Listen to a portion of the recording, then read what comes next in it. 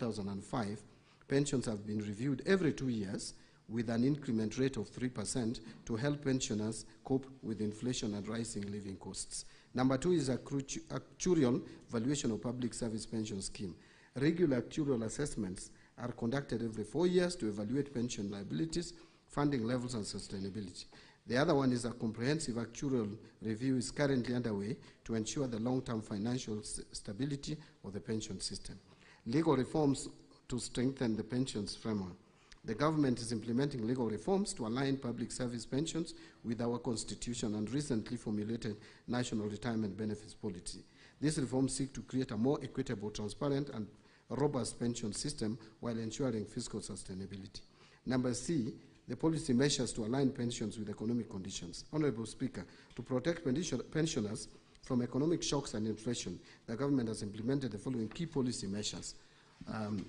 One, we have increased tax exemptions on pension contributions from 240,000 per annum to 360,000 shillings per annum. What that simply means is that previously, before December 27th, when we passed the Tax Laws Amendment Bill, every month pension up to 20,000 shillings per month or 200,000 per annum was exempt from tax if you contributed to a pension scheme. Now that has gone up to 30,000 shillings per month.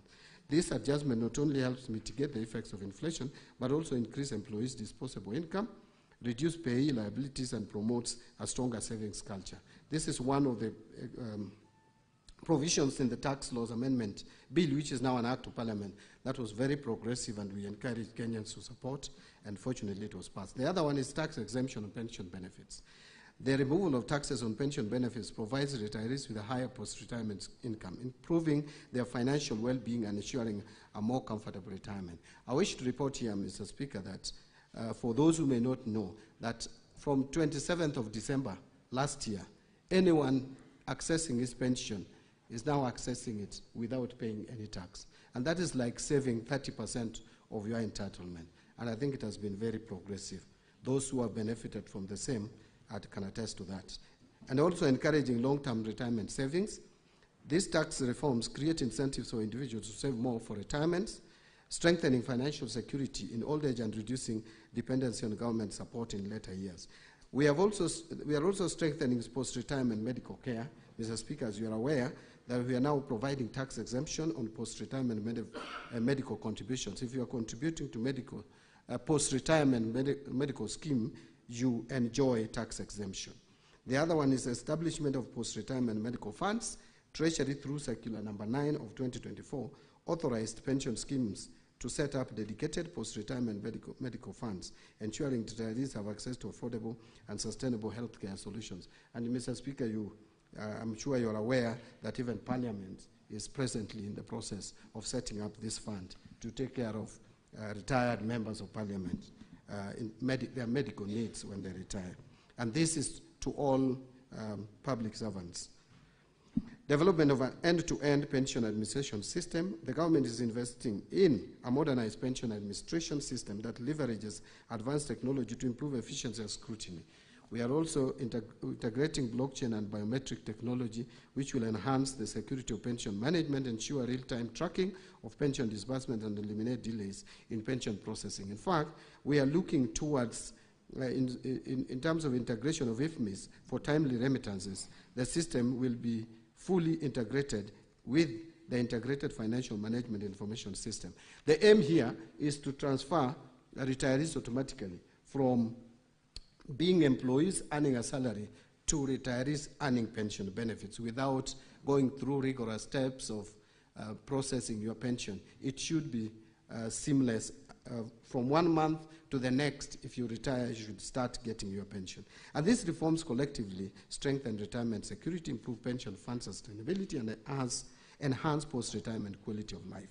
Honorable Speaker, the National Treasury, in conclusion, remains committed to ensuring that pension benefits for former members of Parliament and all public service retirees are fair, sustainable, and responsive to economic conditions. We will continue working with stakeholders to explore feasibility solutions that uphold fiscal responsibility while ensuring retirees receive their rightful entitlements. I thank you. Senator Wambua, you may ask your 2 supplementary questions. Honourable Senators, let us avoid speeches. Sure. In the interest of time, go straight to the question. Thank you, Mr. Speaker. Mr. Speaker, two quick ones. On question number one, I expected the CS would give us actual amounts. Actually, that was my biggest interest. With the public money being used to pay pensions, I thought he would give us the actual amount, the lowest, what amount of money is the lowest pensioner earning and the highest earning. Because that will inform his response to the benefits that they have gotten from tax exemption. Then lastly, Chair, the second question would be, seeing as it were that the CS was himself pushing this agenda when he was a member of parliament, and now he's seated where he was pushing that agenda. Will he continue with this, or was he just playing politics? Thank you. Honourable Pierce. CS, rather.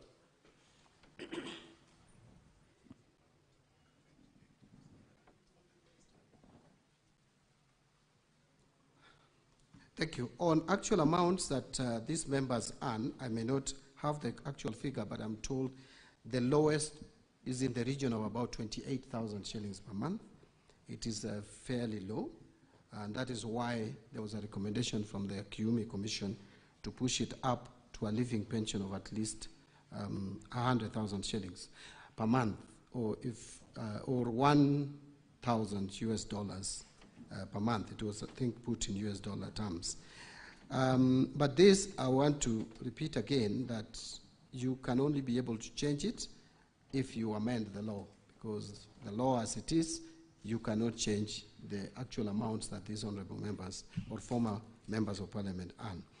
In terms of the CS pushing the agenda, yes, I pushed the agenda as a legislator who has the powers to legislate.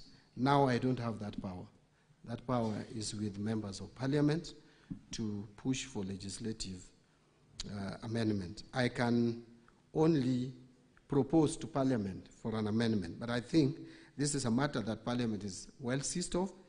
Parliamentary Service Commission is there, which is concerned with the welfare of members, both present and former, and if there is supposed to be any adjustment on pension entitlement to former members of parliament, the right people to push for that would be the Parliamentary Service Commission and members of parliament. Thank you.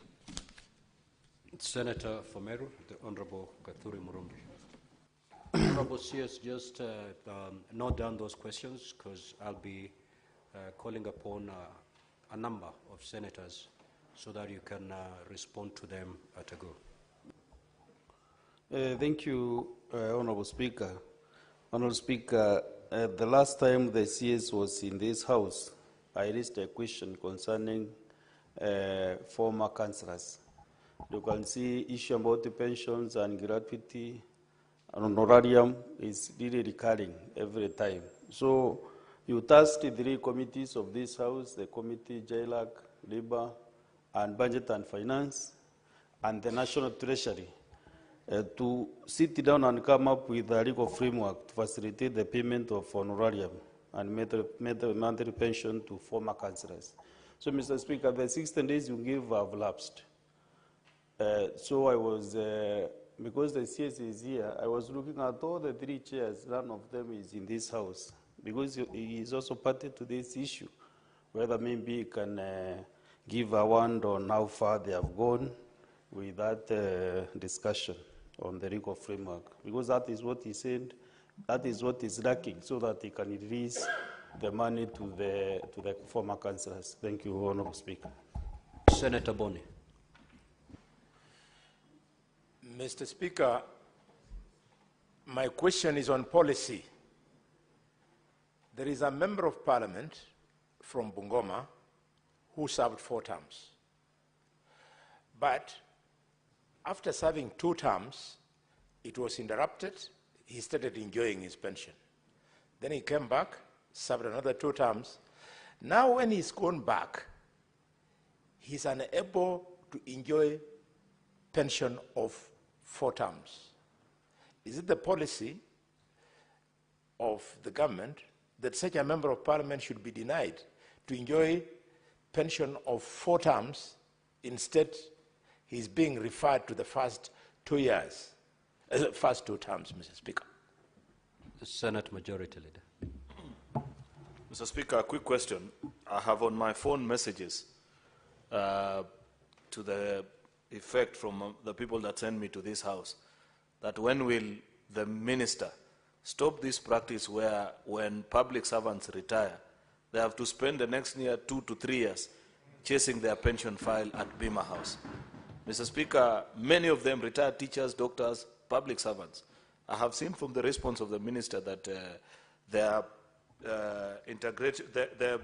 actually inputting an integrated blockchain and biometric technology. The only thing that is missing from the minister's answer is when. That's very important for the people that vote for me to come to this house to know that when they serve the public and eventually they retire, then they will receive their pension at the next month after, because that is how modern world should work, Mr. Speaker. Therefore, that's my humble request to the minister to know when. I thank you, Speaker. Senator John Yutu. Thank you, Mr. Speaker. My question is not very different from what the majority leader has asked, and it particularly concerns teachers and police officers who are retired. Mr. Speaker, you will be told by the TSC, once you follow up, that the TSC has made all the necessary documentation and referred the same to Treasury. And why there are delays is because there is delayed disbursement by Treasury. And Mr. Speaker, I would want the CS to tell us what he is doing to prevent abuse of Article 223, because that is clearly where the problem with delayed disbursements are happening, where money is set aside for a particular purpose like this for settling, for sorting out pensioners under Section 223. I mean Article 223, then such monies are drawn and taken to other use. What is the CS doing to see to it that there is no abuse of Article 223? Thank you, Mr. Speaker. Senator Miraj. Asante Bwana Spika, swali langu halitakuwa tofauti na kiongozi wa wengi bungeni. Tuko na tatizo sawia katika sekta ya posta. Wale waliostaafu bado wanahangaika kutafuta marupurupu yao ya uzeeni. Tungependa waziri atueleze kuna shida gani wakati watu wametumia ujana wao kuitumikia serikali yetu, na wanapostaafu, wanapofika uzeeni, wanaanza tena kuhangaika kutafuta kiinua mgongo chao. Senator Lenku. Thank you, Honorable Speaker.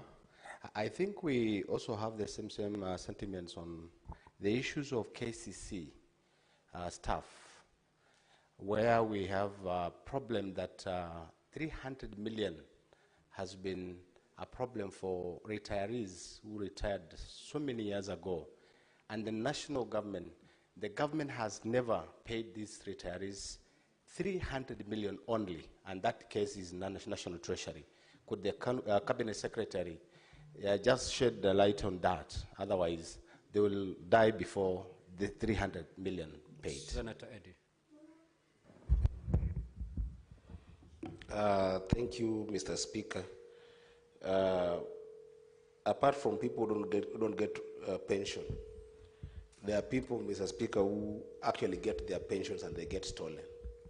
I wanted to ask the CS whether he's aware that this is a project that is going on, where pensioners, especially teachers, we have got a number of cases that there is collusion with banks where their money gets up being defrauded from them. And specifically, if he's aware, what is the regulator under him doing, that is the CBK, to be able to deal with these issues in conjunction with the Treasury as well? Honorable CS, you may respond. You have exactly 6 minutes to do so.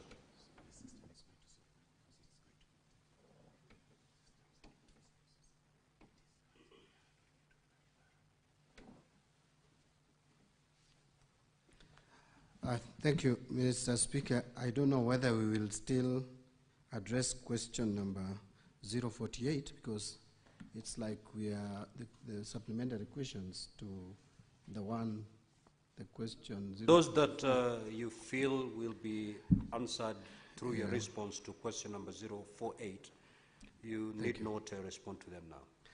On the question of the team that was supposed to be put together to look at the issues of former councillors, I thought this was supposed to be Senate-driven, Parliament-driven, and I don't think we have got communication to the effect of putting our team in the team, but I think it's something that I can follow with the committee chairs, because I don't think we have made much progress on this. On the question that Senator Boni Alwale asked on policy regarding members of Parliament who serve for the 2 terms, don't win re-election, and then starts enjoying pension, and then when they come back. It is the way the law is crafted now, that once you enjoy the pension, when you come back, either you choose to pay, to buy back the pension, and then you continue, and then when now you retire, the 4 terms will be counted cumulatively, or you forfeit, or you forgo.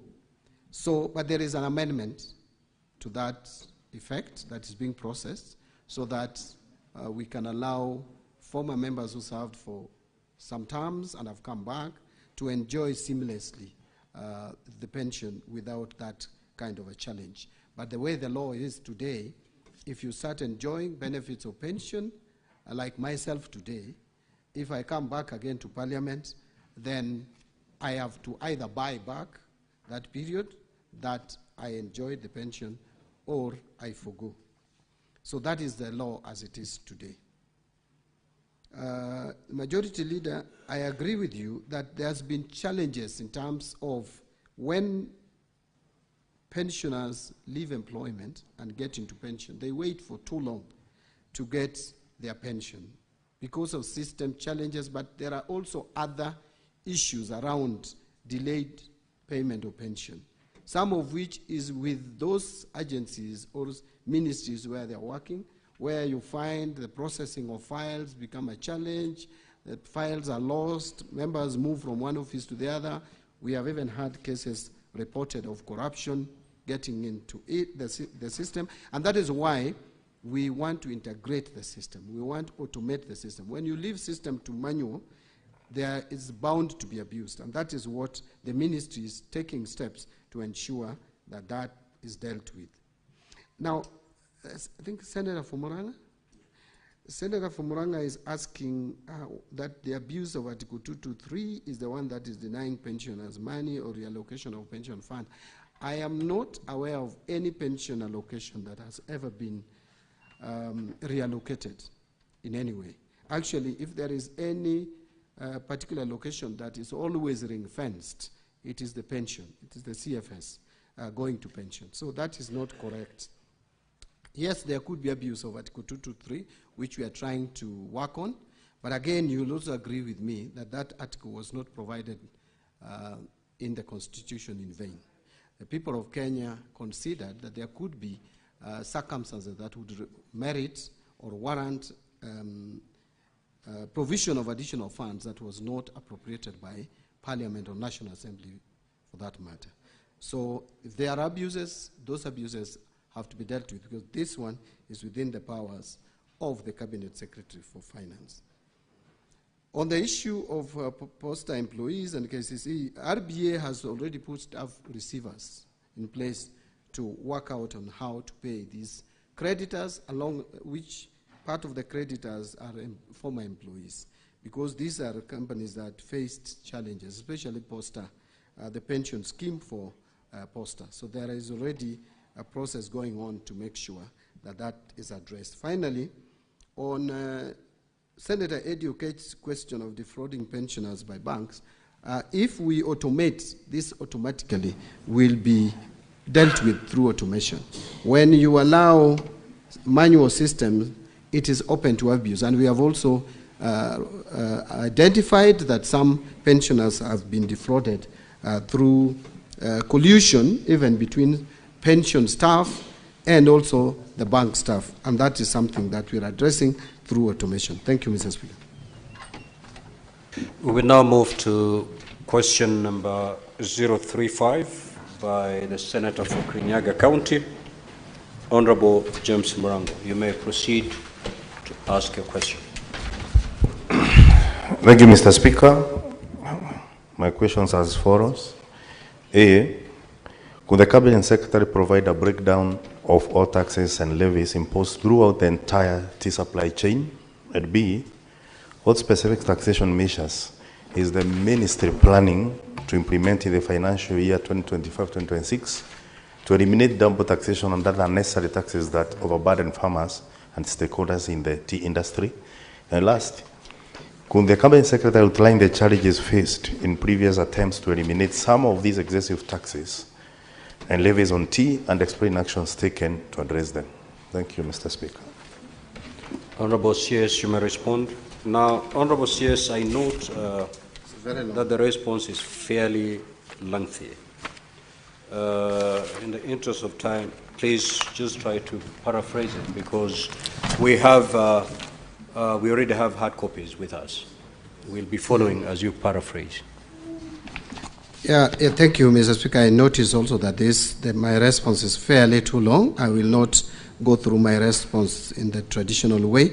So, question number 35 by Senator James Murango was on taxes and levies imposed throughout the entire tea supply chain during Senate plenary. The first page is basically talking about the significance and importance of tea as the tea subsector as one of the drivers of economic growth in this country. We all know the contribution of tea to our economy. So I've just explained that in line with the bottom-up economic transformation agenda, or better if you like. Now, in the financial year 23-24, the government implemented a number of interventions specifically for the tea subsector, which included provision of processing equipment to tea cooperatives and establishment of a tea value addition hub and promotion of investment into the hub, export market development and export promotion, and provision of fiscal incentives and establishment of warehouses for value-added tea in key development markets. So these are reforms that are ongoing. I've also indicated how much tea has been contributing to our economy. Export earnings, I've already also explained how much we are getting in terms of export earning contributed by tea subsector. So in the financial year 25-26, as outlined in our budget policy statement of 2025, the government will be executing the following key intervention to further boost the tea subsector, and that is already enumerated: value addition, market development, farmer support. So these are explanations about what the government is doing, and infrastructure, putting up infrastructure, especially like in Dongo Kundu, special economic zone, and constructing research and development facilities for tea. So coming back to the question, where I was asked to explain or provide a breakdown of all taxes and levies imposed throughout the entire tea supply chain, I want to say that tea subsector benefits from numerous tax incentives, in fact, that supports its growth and sustainability, making it a thriving subsector. So this subsector is one of the subsectors that is actually cushioned, that is actually enjoying incentives, as opposed to getting to a sector that is subjected to additional taxes. So there is no VAT. I've just explained some of the exemptions or tax incentives, especially on VAT. I have said that there is no VAT charged at this level, at the farming level for tea. There is no VAT on inputs such as fertilizers. There is no, there is agricultural services are exempt from VAT. Agricultural farming tractors are exempt from VAT. I've also indicated that imported agricultural machinery used for land preparation are duty-free, but only attract VAT at 16%. Railway development levies at 2%. IDF is at 2.5% of the customs value. Tea processing, 100% investment deduction by tea factories located outside the cities of Nairobi, Mombasa, or Kisumu are also exempt. In fact, I think we should now add Eldoret and Nakuru, although there is also a thinking that we should remove this requirement at all of only cities because cities are becoming many, and again, we feel it is unfair to the cities. Machinery used for tea processing is currently duty-free under ESC common tariff, external tariff. Income of an entity, including tea processing factories, are charged corporation tax at the rate of 30% like any other factory. Processed tea sold in the domestic market is subjected to VAT at 16%. Transportation services on unprocessed tea are exempt from VAT, and processed green tea is VAT exempt, and locally purchased tea for value addition before exploitation is zero rated. Marketing and distribution. Under marketing, tea brokerage services enjoy exemption from VAT. Locally purchased tea for value addition before exportation is zero rated. So, Honorable Speaker, manufacturers of packaging materials locally for uses by exporters of locally produced goods such as tea and horticultural products import raw materials duty-free under the ESC duty remission scheme. Packaging materials of all goods, including packaging for tea, also attract 16% like any other. Imported packaging materials attract excise duty at the 25% of the excise value, but I will give the latest information about that. Various government agencies charges fees or levies for services rendered to producers or manufacturers. Now, but I want to just point out, Honorable Speaker, two things. That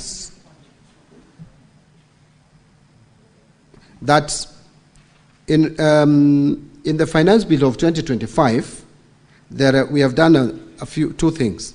Number one, we are proposing to exempt packaging materials used for tea and coffee from VAT. This exemption will only apply when packaging materials are imported or locally purchased, with a recommendation from the Cabinet Secretary responsible for agriculture, given that the use of these materials isn't exclusive to coffee and tea packaging. This measure aims to protect these crucial sectors while also safeguarding government revenue. But the second thing that we have done is under custom duty. On the custom side, Mr. Speaker, last year, Kenya was granted a stay of application of the ESC Common External Tariff on certain paper products to apply a higher duty rate of 25 to 35% to support domestic packaging materials. However, this negatively impacted exporters, such as the tea industry. To address this, Kenya did not request an extension of the stay of application of the ESC Common External Tariff on these paper products during this year's ESC pre-budget consultations, which I led in Arusha. And actually now, Mr. Speaker, I want to report that we have gone back to the ESC CET rates of 10% like any other country in the East African region. On question number 35B, what specific taxation measures is the ministry planning to implement in the financial year 25-26 to eliminate double taxation and other necessary taxes that overburden farmers and stakeholders in the tea industry? I wish to respond as follows. I would like to clarify that there is no double taxation in the tea subsector. As regards to specific tax measures for the coming financial year, we are currently reviewing submissions from the public, but we have already reviewed the submissions from the public anyway. I think this answer should be amended to read that we have already considered and have just read some of the steps that we are taking to reduce taxation, which would support the tea subsector.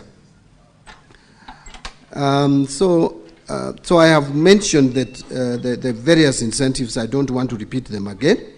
I want to go straight to 35C, Mr. Speaker. Could the Cabinet Secretary outline the challenges faced in previous attempts to eliminate some of these taxes and levies on tea and explain action taken to address them?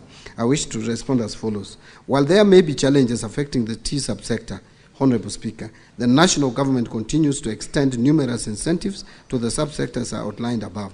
From consultation with the regulations of the tea subsector, various actions by various government entities are ongoing to address the burden of the fees or levies in the tea subsector. Some of these measures include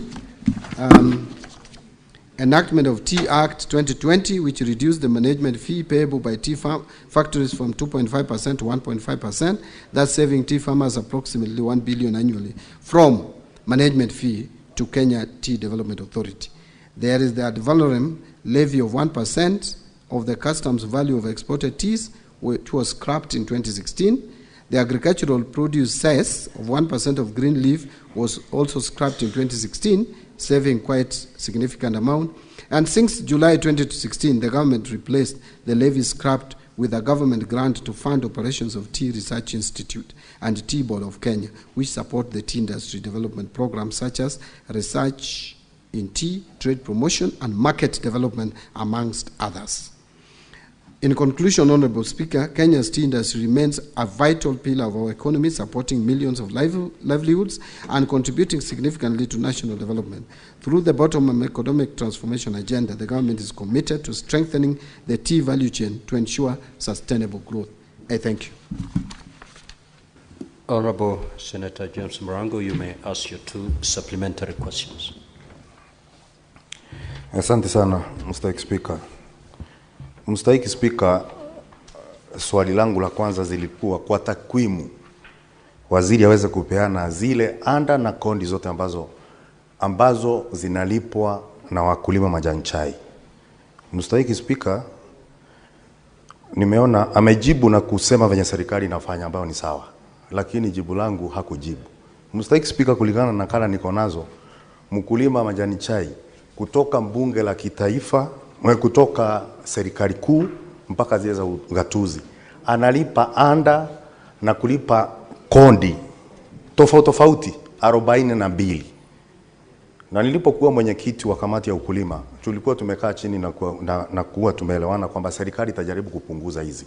Lakini kwa sababu ambazo sijaelewa, waziri hakuziweka wazi. Kwa hivyo ningetaka kusema, Mheshimiwa Speaker, kwa swali hilo sikuridhika na majibu ambayo waziri amepeana siku ya leo.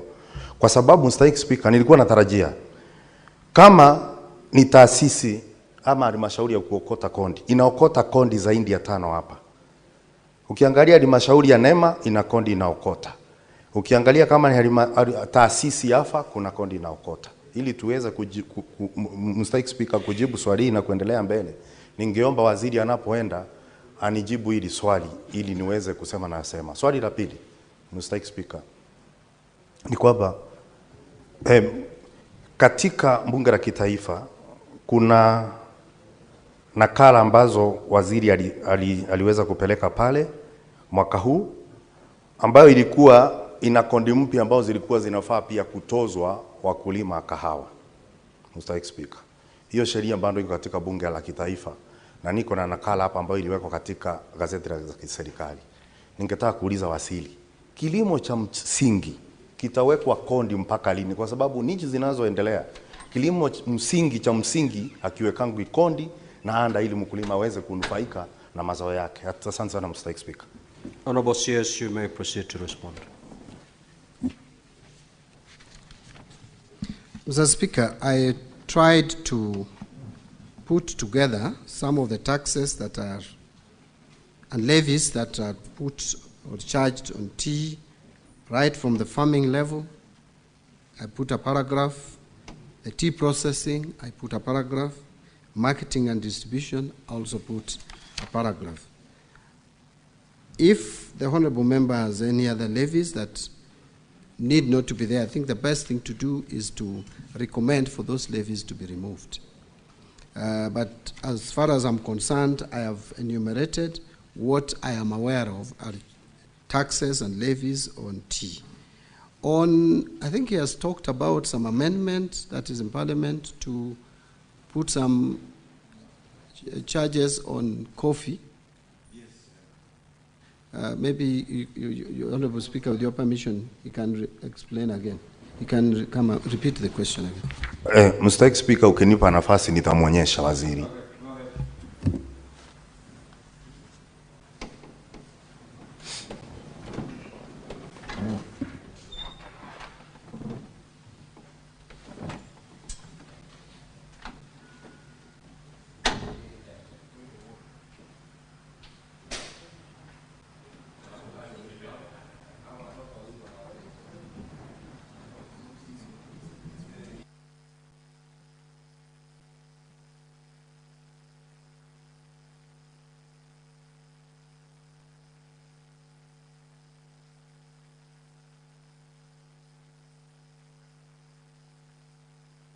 Honorable CS, if you need time to acquaint yourself with that particular document, you may say so. Yeah, Mr. Speaker, I'm trying to check because my understanding was that we were reducing those rates.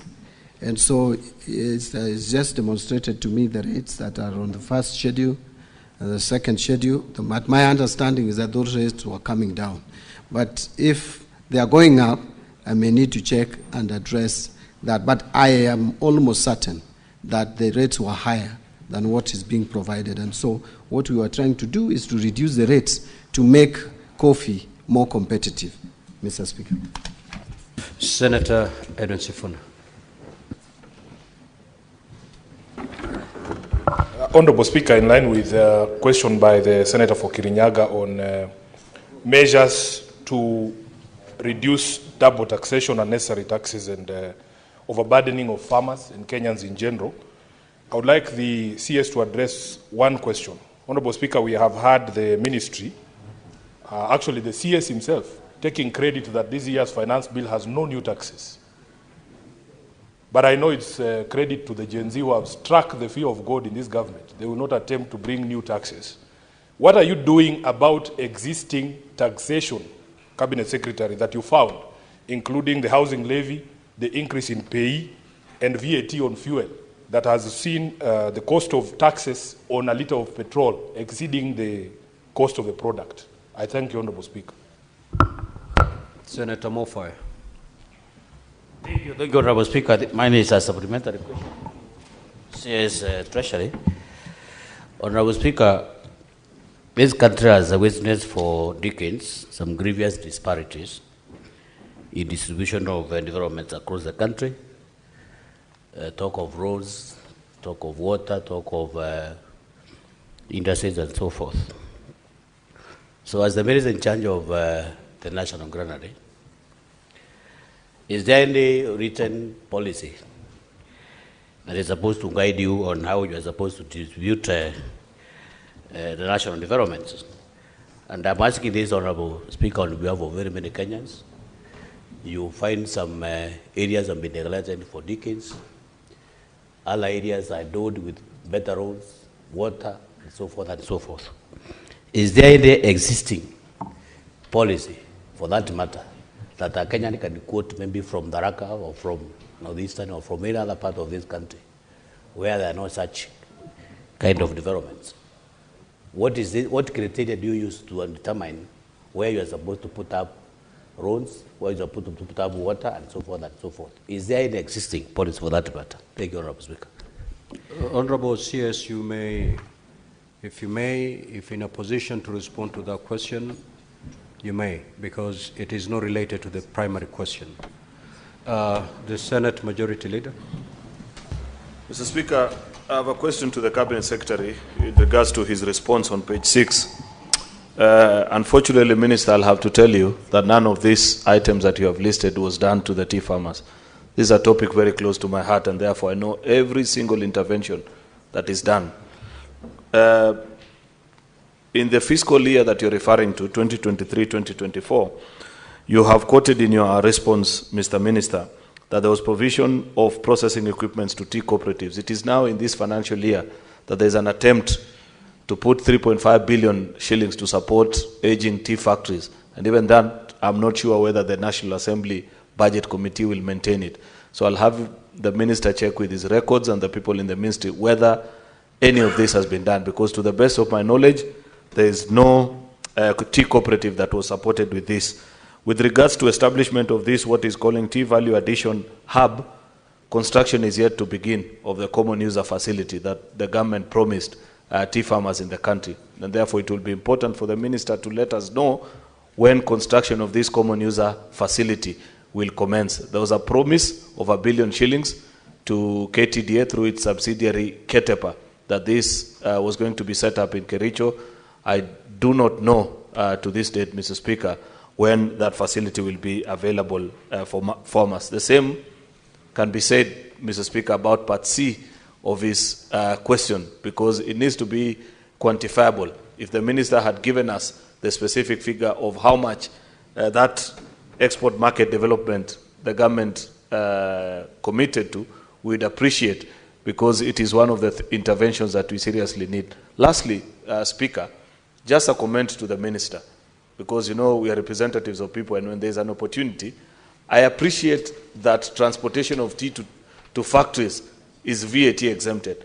I do not understand, Mr. Minister, why in every finance bill, last year it had to be removed, and even in this year's proposal, transportation of sugarcane to factories is subject to VAT. I don't know why at Treasury they want to treat tea farmers and sugarcane farmers separately, yet they are all citizens of this republic. So while I appreciate what is done for tea farmers, I'd wish that the Treasury does the same for sugarcane farmers as well. I thank you, Mr. Speaker. Honorable CS, you have 3 minutes to respond. Thank you, Mr. Speaker. I'll try to be fast.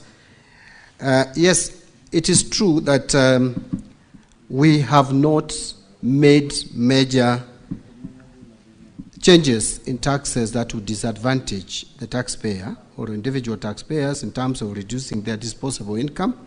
And this was a commitment. Yes, I know Senator Sifuna is attributing it exclusively to Gen Z. Partly true, partly not true. Honorable Senator Sifuna very well knows my stand on taxes. Even before I joined the cabinet or the executive, I am one person who does not believe that higher taxes would lead to more revenue or higher tax rates. And that is my stand. I've spoken about it. Maybe we share that idea with Gen Zs, but so it cannot be exclusively the Gen Z's ideas. And I think the government is also sold into the idea that now, where we have reached, we cannot go further to reduce disposable income. On housing levy, I think there is a discussion around seeing how to restructure it, because again, it has serious benefits, in my view. Quite a number of projects are coming up, but at the same time, the individual employees, those with pay slips, have complaints, which you cannot ignore. So a lot of restructuring is going on, and I am sure that more pronouncements will come in due course. On the issue of payee, again, also we are looking, actually this financial year, when we were preparing the finance bill, we even did some simulation on how to reduce the pay as you earn. But what stopped us from implementing it with this finance bill, and I think we are going to consider it in the next finance bill, alongside the reduction of corporation tax or corporate tax from 30% to 28%, we considered reducing to 28%, was the failure by KRA to meet its revenue targets. And so we thought that as we carry along with the reforms at the KRA, we should not be doing too many things at the same time. First, let us see what the reforms at KRA, in terms of automation and in terms of making it efficient, is yielding to us. Then we can now move to the next step of reducing the tax rates to increase disposable income. But it is an idea that I support, Senator Sifuna. And that also goes to the heart of fuel levy or road maintenance levy. On distribution of development across the country, yes, Senator, it is true, Mr. Speaker, that over the years since independence, that we have not been very fair and objective as a country in terms of distributing or budgetary allocations to regions. And this is what has brought the tension that we have in the country, where people believe that for you to get development, then your people should be the ones in power. And I think devolution was meant to cure this, but it's still at the same time, still it has not been fully cured. We are trying, and it is not something that you are going to do in a day, to try as much as possible to be equitable in the distribution of resources. And I think the budget that we have produced addresses it to some extent, it has not fixed it, but addresses it. Take, for example, and I've given this example, that since independence, the children in Tana River have been eaten by crocodiles as they crossed River Tana going to school. For bridges, one bridge costing just 100 million, yet you find many of us have tarmac roads up to our homes. It is not fair. So many of us have tarmac roads up to our homes. So many of us have piped water in their houses, even in rural areas. Yet, Tana River, those children, for just 100 million, have been eaten by crocodile. That is, we cannot live in such a country of iniquity. So, inequitable resource distribution. Remember, for the first time, I want to say here, Dadaab constituency, for example, is going to see 30 seconds more. The first tarmac road. And I can go on and on. You see the first major road in northern Kenya being under construction since independence, from all the way from Meru, Isiolo, going to Garissa, Wajir, all the way to Mandera. 740 kilometers being done in this government to enhance equity. Now, the majority leader talked about, I can just answer the majority leader by saying that I am going to follow through some of these initiatives, including the support to tea cooperatives, common user facility and all that. We have put some allocation in the budget. I hope they will not be taken away by the National Assembly. And then I will make sure that the monies are released or the exchequer is released to support the tea sector. Thank you very much. We now move to question number 048 by the Senator for Kisumu, Honorable Tom Ojenda. You may proceed to ask your question. Thank you, Mr. Speaker. Yes, Deputy Speaker. Honorable Speaker, I'm very much aware that you are constrained by time.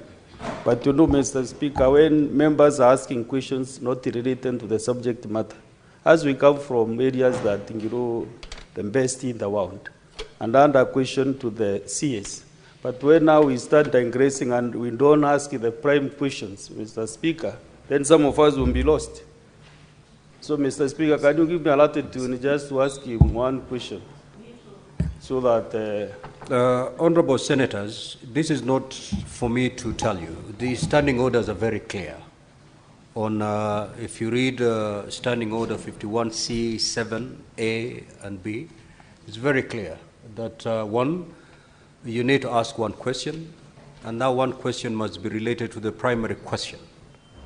Now, if you take to the floor and give us a speech, time doesn't stop running. For those who feel they have more questions to ask the CS on this particular subject, you can always post that question, and we'll invite the CS to come back. This should not be the end of responding to questions related to taxes on agricultural produce. Senator Tom Ojenda, proceed.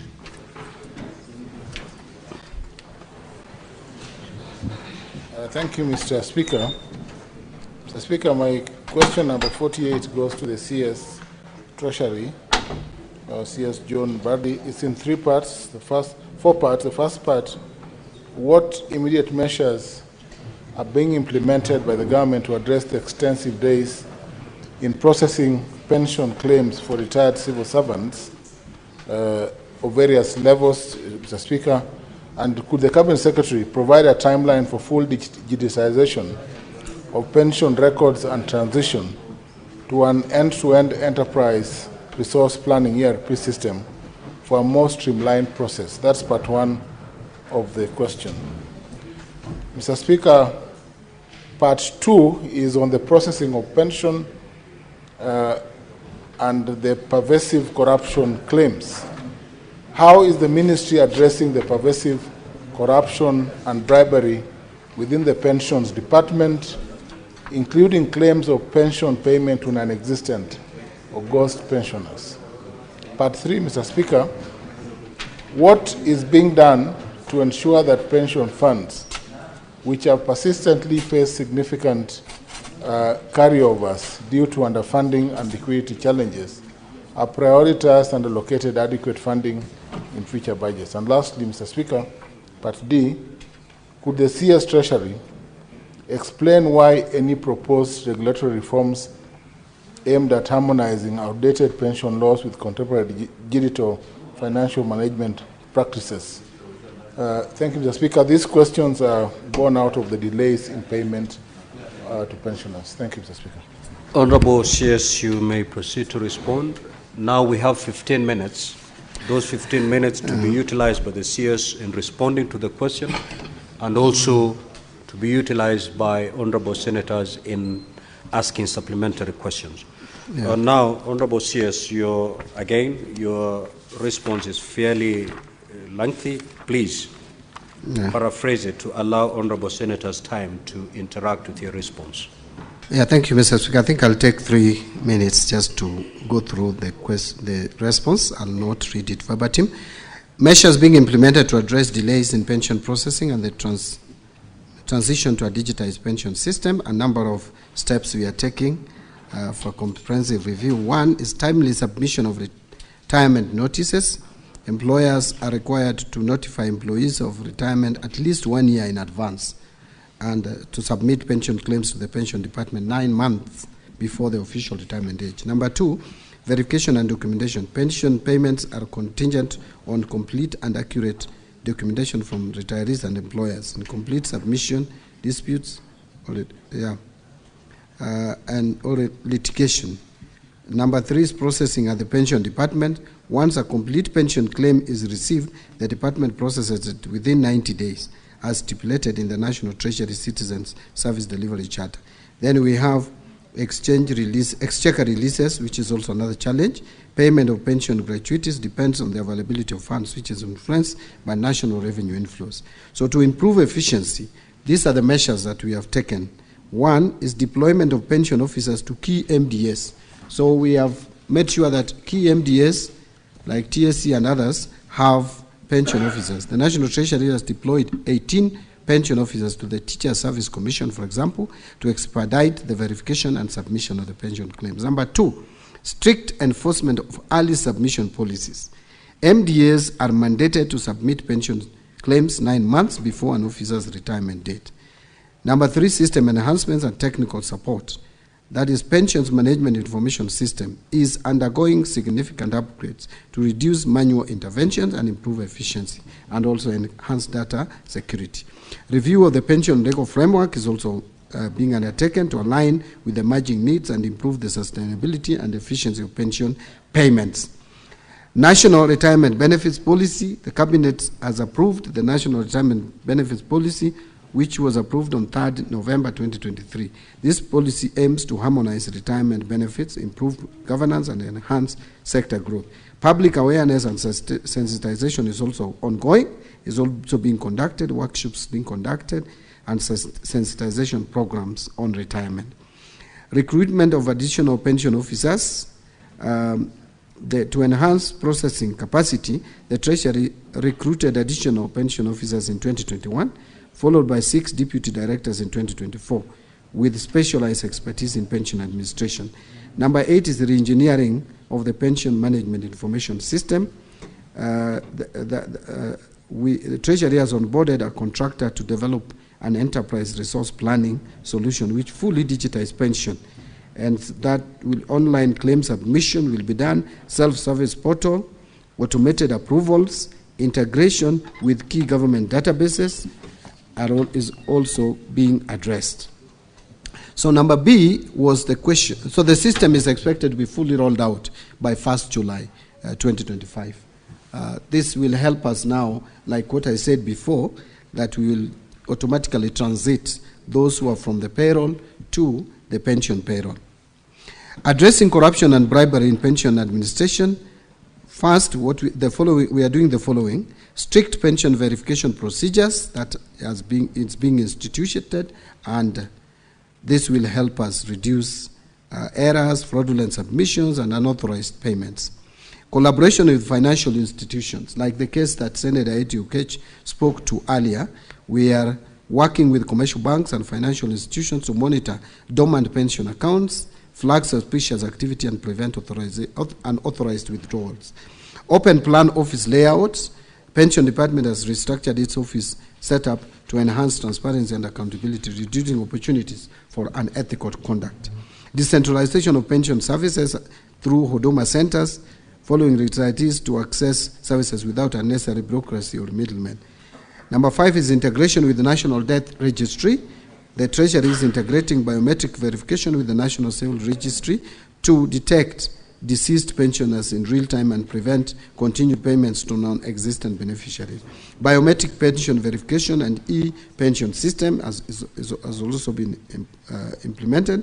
Collaboration with the investigative agencies to deter cases of corruption. Now, number C is ensuring adequate budgetary allocation for pension payments. That was also asked. The Treasury is committed to ensuring that pension obligations are fully funded and liquidity challenges are minimized. And to achieve this, prioritization of pension payments. Pension payments are treated as a first charge obligation in the national budget, ensuring they are allocated sufficient funds. So it is in the CFS as a first charge. Addressing carryovers and cash flow constraints. Outstanding pension obligations due to cash flow challenges are prioritized in the subsequent budget cycle. Like 2023-24, we carried forward 23 billion. That is pension unpaid at the end of the financial year. That became the first charge and was paid in the 2024-25. But that has also put a strain on our 2024-25 finances. But now I'm happy to report that as we speak, in fact, between 30th of April and 21st of May, it would interest you, Mr. Speaker and the honorable members, that within those 3 weeks, we paid a total of 17 billion, 17.4 billion to the pensioners. And now we have a balance to pay of only 16.9. So compared to last year, when we carried over 23, up to date, and the year is not yet over, we have 16.9 billion to pay. And I think we are going to do much better than last year, although we should do 100%. Addressing carryovers, I've spoken to. Timely issuance of monthly pensions, again, that is one of the steps that we are taking. Regulatory framework for pension administration. The National Retirement Benefit Policy approved in November 23, together with the provisions of the Constitution, provide the foundation for modernizing and aligning pension laws with contemporary economic and demographic realities. In line with this, the government is implementing key regulatory reforms, which are as follows. The legal reforms, we have on the scope, the Task Force on Public Service Pensions Legal Framework, formally appointed on 17 September 2024, is tasked with reviewing existing pension laws and identifying gaps and hinder effective service delivery. Then there is legislative and regulatory amendments. The task force will propose comprehensive reforms to enhance efficiency. Then we are also doing benchmarking with international standards. The review will incorporate lessons from countries with well-established pension systems to ensure a robust and globally competitive pension framework. Number 2, engineering the pension management information system. Again, I talked about this, eliminating paper-based processes, empowering pensioners with self-service capabilities, accelerating processing through automated approvals, enhancing security and accuracy through system integration. So the key here is automation. If you automate pension system, as we have indicated, then you will solve a number of these issues. And I've said from 1st July, we are onboarding the system, and it will enhance efficiency. Now, finally, I think is reforms to enhance financial sustainability, transition from defined benefits to defined contribution. To enhance sustainability, the defined benefit scheme cannot work, because again, with the life expectancy going up, and with meager or limited resources made available through budgetary provision, we can't sustain this. So the new system of public service superannuation scheme is going to help us a lot in addressing these pension challenges going forward, because we are going to have defined contribution system that is already rolled out, and this has been done out of actuarial calculations, and it is a better system. So in conclusion, Mr. Speaker, the National Treasury recognizes and values the contribution of retired civil servants, remains steadfast in its commitment to ensuring that their pension benefits are processed efficiently, transparently, and without undue delays.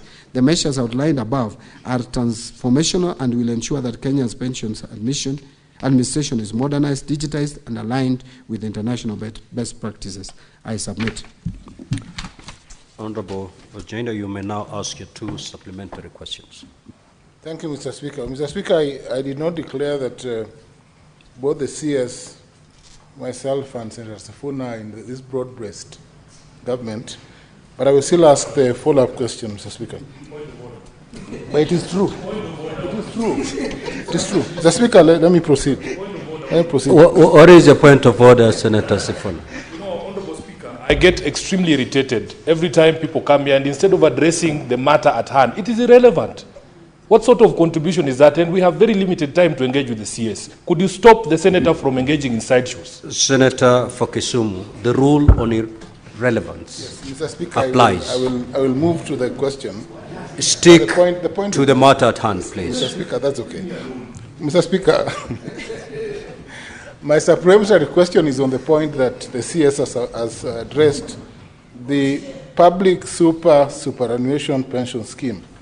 Mr. CS, address us why there has been delay in processing pension funds for police officers and retired TSC officers under the public service superannuation pension scheme. And when will this be paid? Because there's a delay, a patent and palpable delay.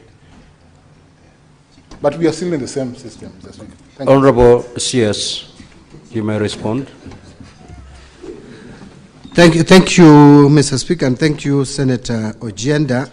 Yes, we have noticed, it has come to our knowledge that there is a delay in processing of pension entitlements to various civil servants under this public service superannuation scheme. And this has been occasioned by lack of policy guidelines, which we have processed, and we are almost concluding. And the moment that is done, then the pensions will be processed more or less like 2 weeks. So it is something that we are acting on. We are aware, we are alive to that challenge, and we are addressing it. Thank you. Senator Kinyua. Thank you, Mr. Speaker. Mr. Speaker, I just wanted to hear the comment of the Cabinet Secretary concerning very serious issue raised by the Auditor General on the issue of NSSF. Thank you. Senator Abbas. Thank you, Honorable Speaker. My supplementary question that on the CS, in relation to delays of pensions.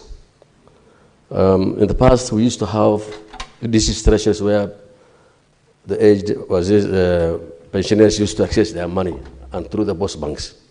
But of late, they have been told to go to banks. And some of these guys don't even have enough money to pay for the rate for the banks. So what measures are you placing in place so that these senior citizens can be able to access their money easily? Is there a plan for you to develop? One other thing is, why don't you have some treasury, pension offices in some part of the regions? So at least instead of farmers, pensioners coming up to here, to Nairobi, and having problems in this place, they could be able to take money from the regional places. Senator Abbas, you are entitled under standing orders to ask only one. So, No. Senator Karungo Thangwa, Senator Mudama, Honorable CS, you may proceed to respond.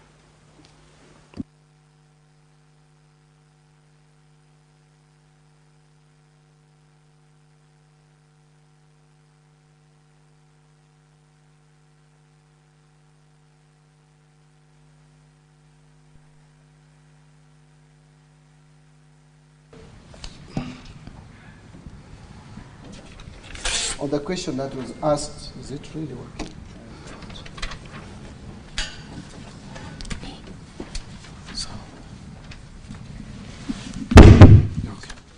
It's much better.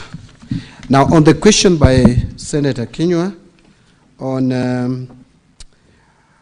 the NSSF, I guess this is a question relating to the release by Auditor General or the Office of the Auditor General regarding the investment by NSSF on some government bonds, and that has some challenges. First, I wish to state that pension funds are have some kind of independence in terms of managing the the pension investment.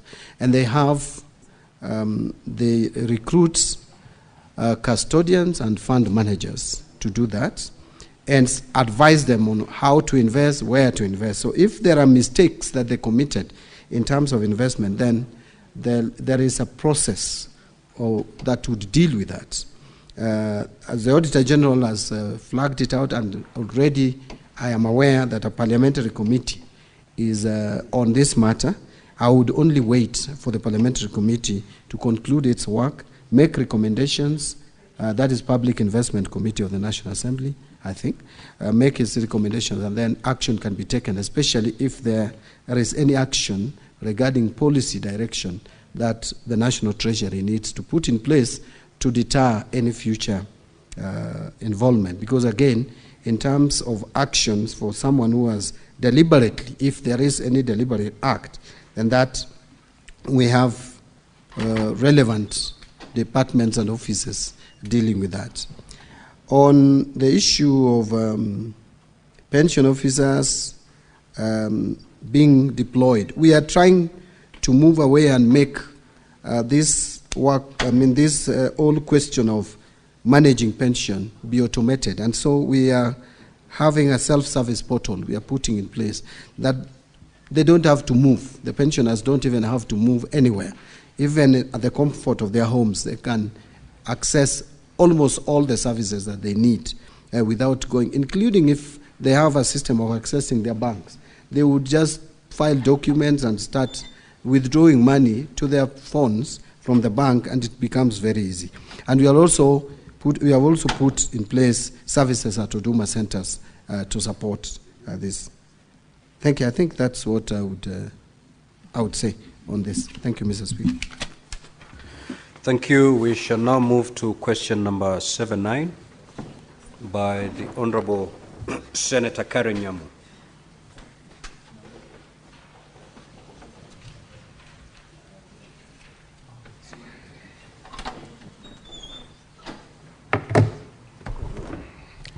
Thank you, Honorable Speaker.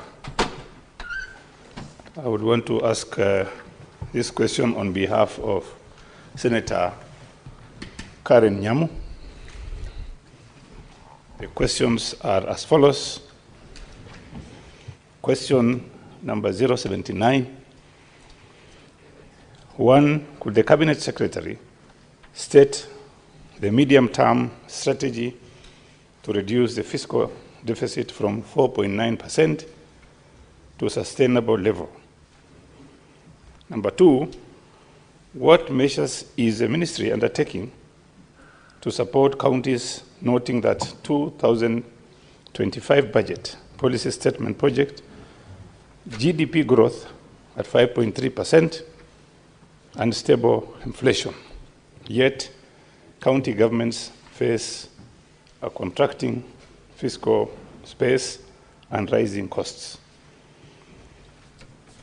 3, what interventions is the ministry implementing to address the pending bills crisis in the county governments, particularly in Nairobi County, where pending bills have accumulated to approximately Kenya shillings 121 billion, and what mechanism are being enforced to ensure timely settlement for supplier debts and prevent further accumulation? 4, how does the National Treasury plan to manage increased domestic borrowing by the government without crowding out private sector credit and stifling economic growth in light of constrained external financing and the lapse of the International Monetary Fund, Extended Fund Facility, and Extended Credit Facility, and program signed in April 2021? Thank you, Honorable Speaker. Now, Honorable CS, we have 15 minutes within which to respond and also to allow supplementary questions from Honorable Senators. So kindly paraphrase. We already have your substantive response. Proceed. Thank you, Mr. Speaker. Mr. Speaker, in responding to this question, although This is an area that I become sometimes very passionate, but I will not go overboard. So to effectively manage the prevailing fiscal deficit in Kenya, the government through the National Treasury is adopting and has adopted a multi-pronged approach with notable focus on both revenue generation and expenditure control. So you can call it revenue generation and expenditure or fiscal consolidation. So there are several steps or approaches to this. Number one, strengthening financial controls. Number two, diversifying borrowing sources. Number three, improving debt repayment planning. And number four, promoting efficient resource allocation. Those are the steps that we are taking to ensure that we manage, or rather, we reduce the fiscal deficit to manage the debt sustainability.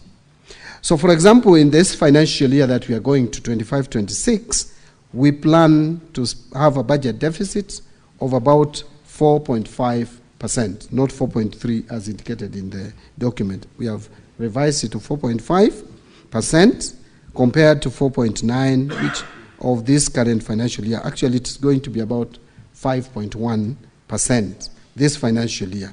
So we are reducing the budget deficit. The best way to address or enhance or ensure debt sustainability is to persistently and consistently reduce budget deficit year by year. I want to report, Mr. Speaker, that in 2020-2021, the budget deficit was 8.3. 21-22, that came down to 6.2% of GDP. 22-23, it came down to 5.6. 23-24, you see we are coming down. We came down to 5.3, and now we are at 5.1, and we want to move to 4.5 continuously, and in the medium term, we'll be at 2.7. So that is what the reduction of budget deficit will help us on debt sustainability. But then, that can only be realized through fiscal consolidation.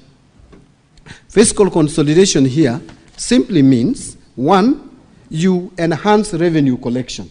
And that is why we are working on Kenya Revenue Authority, automating their processes and procedures to make sure that we enhance efficiency and effectiveness of that institution. But also, we are working on the other side of managing expenditure. And managing expenditure and managing prudence in use of public funds.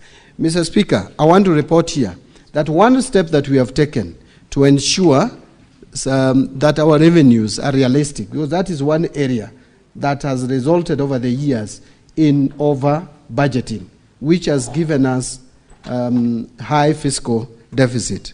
We revised 2025-26 revenue estimates down from 3,018 billion to 2,757 billion. For the first time, Mr. Speaker, I'll report to you that the National Treasury's estimate of ordinary revenue is below the estimate by Parliamentary Budget Office. For the first time. It has always been that the Treasury estimates are higher. So we are doing that to make sure that we are realistic. So on the revenue side, let me brush over or move to expenditure. Some of the things that we are doing to ensure that we cut on expenditure. And again, I want to report here that we reduced our expenditure based on the BPS that was approved by 120 billion just to live within our means. So we are taking steps to actualize fiscal sustainability. The government will sustain efforts to strengthen accountability, transparency, and a revenue mobilization path by the medium-term revenue strategy. We are also strengthening expenditure control and improving efficiency and effectiveness in public spending.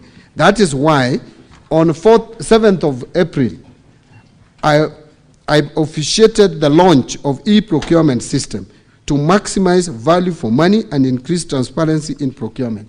From 1st of July, all government procurements will be done through e-procurement platform, and no one else will be given excuse. Over 3,000 MDAs will all be onboarded, and the onboarding is going on, and we are even training the suppliers, the contractors on the use of this system. We have also implemented zero-based budgeting approach for this financial year for the first time. We have also operationalizing the assets and inventory management modules in our IFMIS for all MDAs. In order not to crowd out the private sector in the provision of public services, the government is scaling up the use of public-private partnership framework for commercially viable projects. A number of projects are lined up for PPP. Rironi Mau Summit is one case. We are also thinking and working and moving forward with SGR that will largely be on PPP. The Galana Kulalu project is there, one of the PPP projects. A number of projects under the energy sector, especially the energy transmission, are also being implemented under the PPP system. The government is also piloting a new human resource management system, which will be rolled out to all national government ministries and departments, as well as all county governments, in order to improve the management of the wage bill, including statutory payroll deductions. In view of the constrained fiscal environment, prioritization during resource allocation will be critical in ensuring low priority expenditure are dropped or deferred to give way to high priority service delivery programs.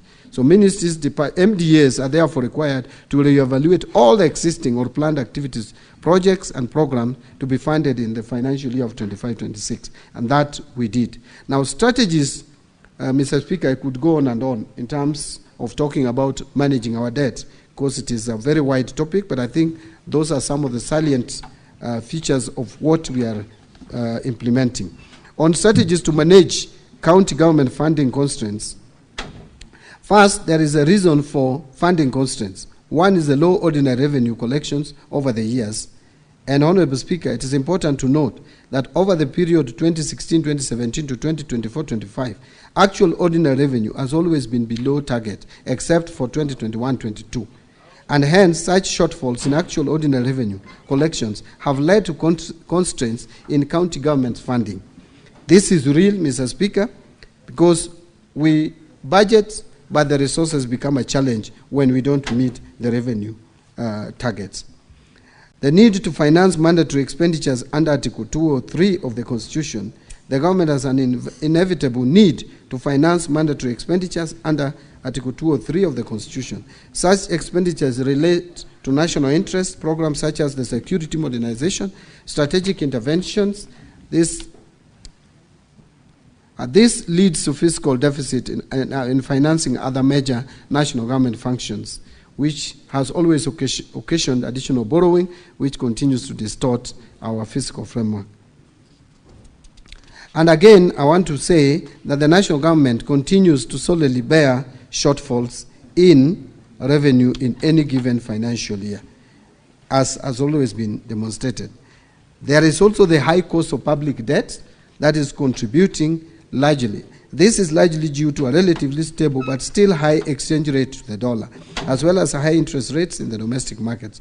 Public debt services in 25-26 will account for about 52% of ordinary revenue, which is higher than the average of 41% over the period from 2017 to 2024-25. So we are going up in terms of percentage of our ordinary revenue that goes towards settling the public debt or servicing public debt. What strategies is the ministry taking to manage county government funding constraints? The national government, through National Treasury, is managing funding constraints to county government using a variety of strategies. By utilizing these strategies in a comprehensive and coordinated manner, the National Treasury has therefore been able to effectively manage funding for county governments and support their efforts to deliver essential services and promote development despite the prevailing fiscal constraints due to expenditure pressures and public debt commitments as shown above. The strategies enumerated below aim to ensure that county governments have the financial resources they need to fulfill their responsibilities and deliver services to Kenyan citizens. One is the conditional and unconditional allocations to counties. We have continued to give additional allocations to counties which are earmarked for specific programs or projects as defined by the central government. They provide targeted funding for special policy goals or initiatives, and these additional allocations can ensure that certain areas are prioritized and that funding is allocated in a way that aligns with the national priorities. However, the county government's additional allocations bill has always been passed by Parliament late towards the close of financial year, thereby denying counties additional funding for programs under national priorities such as county aggregated and industrial parks program and community health promoters. We currently have a problem even absorbing this year's budget, county additional allocations, Mr. Speaker, because of how long it took between the two houses to agree. So promoting local revenue generation in the form of own source revenue, again here the National Treasury has been empowering county governments to generate their own revenue through taxation and other means. This is meant to increase the autonomy and fiscal sustainability of county government to alleviate the risks associated with over-reliance on equitable share to find essential services. The National Treasury has finalized the development and piloting of own-source revenue forecasting tools for counties to help them expanding their revenue bases, thus allowing them to implement realistic charges, levies, and fees geared towards raising more revenues. It is expected that this own-source revenue system generation will strengthen county government's autonomy and promote fiscal sustainability. Number 3 is promoting transparency and accountable financial management. The National Treasury is committed to ensuring that funding in counties is used effectively and efficiently so that county governments are accountable for the use of public funds. The National Treasury therefore urges counties to adhere to the clear guidelines for the allocation and use of funds through promoting transparency by making financial information readily available to the public as in the norm at the National Treasury. And I hope this House will help in realizing this. Implementing strong monitoring and evaluation systems, that is also something else. And finally, building partnerships with county governments. The National Treasury and Economic Planning has continued to foster collaboration between the national government and county governments to improve service delivery and promote development. The Office of the Cabinet Secretary continues to engage in regular dialogue with the Council of Governors through regular meetings and forums to discuss policy issues and share best practice. Some of these forums are even informal, Mr. Speaker, and we have a very good working relationship with the Council of Governors led by the Chair, who is also my professional colleague. Further, the National Treasury continues to supporting collaborative project financing through joint projects between the national governments, ministries, departments and agencies and county government, such as KIPES and CHPs, among others. In conclusion, Mr. Speaker, allow me to thank you once again for this opportunity to engage with you together with the honorable members. Thank you very much. Senator Chute. Thank you very much, Honorable Speaker. Very quick questions. I wanted to know from the CS what interventions is the ministry implementing in regards to pending bills, where you will find one pending bill that has been passed by the county assembly, and then the governor has his own list. And this comes to COB, and the governor's list will be paid. The one that has been passed by the county assembly is yet to be paid. Number 2 is on the issue of diversion of funds. When a contractor or a supplier is supposed to be paid by the county government, and the money is requisitioned from COB, and at the end of the day, that money goes to another contractor, different contractor, not the contractor or supplier who was requisitioned for. So how is the ministry going to deal with this matter? Thank you very much, Honorable Speaker. Honorable CS. Thank you, Mr. Speaker. I think the two questions are linked together. They're very related, where you find that the requisition is made through the normal system, through the control of budget, and yet the payment is given or paid to someone else or another contractor or to pay another bill. This is a problem that is very pronounced in counties from what I gather. And as we are we are working on a tool a system that will be used by both the national government and the county governments to ensure that the bill, what has been approved is actually what is paid for, and also to ensure that bills are prioritized in terms of first in, first out. Because again, there's a lot of favoritism and discretion by governors. So that, I mean, by decision makers at the counties and at the national government level. But even as we do that, I think the control of budget has capacity and tool. What we need control of budget to exercise or do is to make sure that their approval is respected, so that they rein on the county governments. The Auditor General can also be taking the approvals from the control of budget and use it to audit the actual expenditure. And then I also want to ask this Honorable House, the Senate, that this is also an area where you can help. I know you have helped before, but I think you can help more by ensuring that it's not even micromanaging, by ensuring that what has been approved is what is actually paid. Because these cases are too much. They are reported, we live in this country, we hear about them, and nothing seems to be happening to stop this, which I call actually illegal diversion of funds. Because if control of budget has approved money to be spent on a particular manner, that is how it should be spent. It should not be spent in a different manner at all. So we, as National Treasury, are working on a system that would ensure that payments are made in line with the approval. As that is being done, I think we can still use the current system and supervision to help deal with some of these challenges. Senator Sotsi. Thank you, Mr. Speaker. Mr. Speaker, let me start by congratulating the CS for the good work he's doing at the ministry, at the Treasury. Indeed, you are the expert that we have been talking about. I have two quick questions, Mr. Speaker. One is that the CS has talked about constraints in disbursing monies to the counties.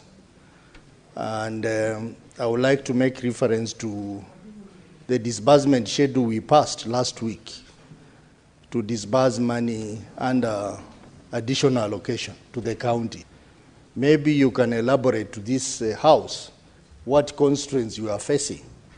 Because I spoke to my governor yesterday, and he told me that though we passed some monies, that money has not hit the account. Instead, there was a communication from the National Treasury about the further delay. Go straight to the question, Honorable Sotsi. So what are these constraints the ministry is facing, particularly in disbursing the money under additional allocation that we passed the disbursement schedule last week? Number two. Honorable Sotsi. Yes. Understanding Order 51C 7B, you're entitled to ask only one supplementary question, okay, which well. you have. Very well, Honorable Mr. CS, proceed to respond. The constraints generally would be on cash flow challenges, especially where the funding is from GOK, and more particularly where we fail to meet the revenue targets by KRA. And I will tell you that we have so much demand. At times there are some months which are very bad, especially the months where we are paying loans. We are repaying loans.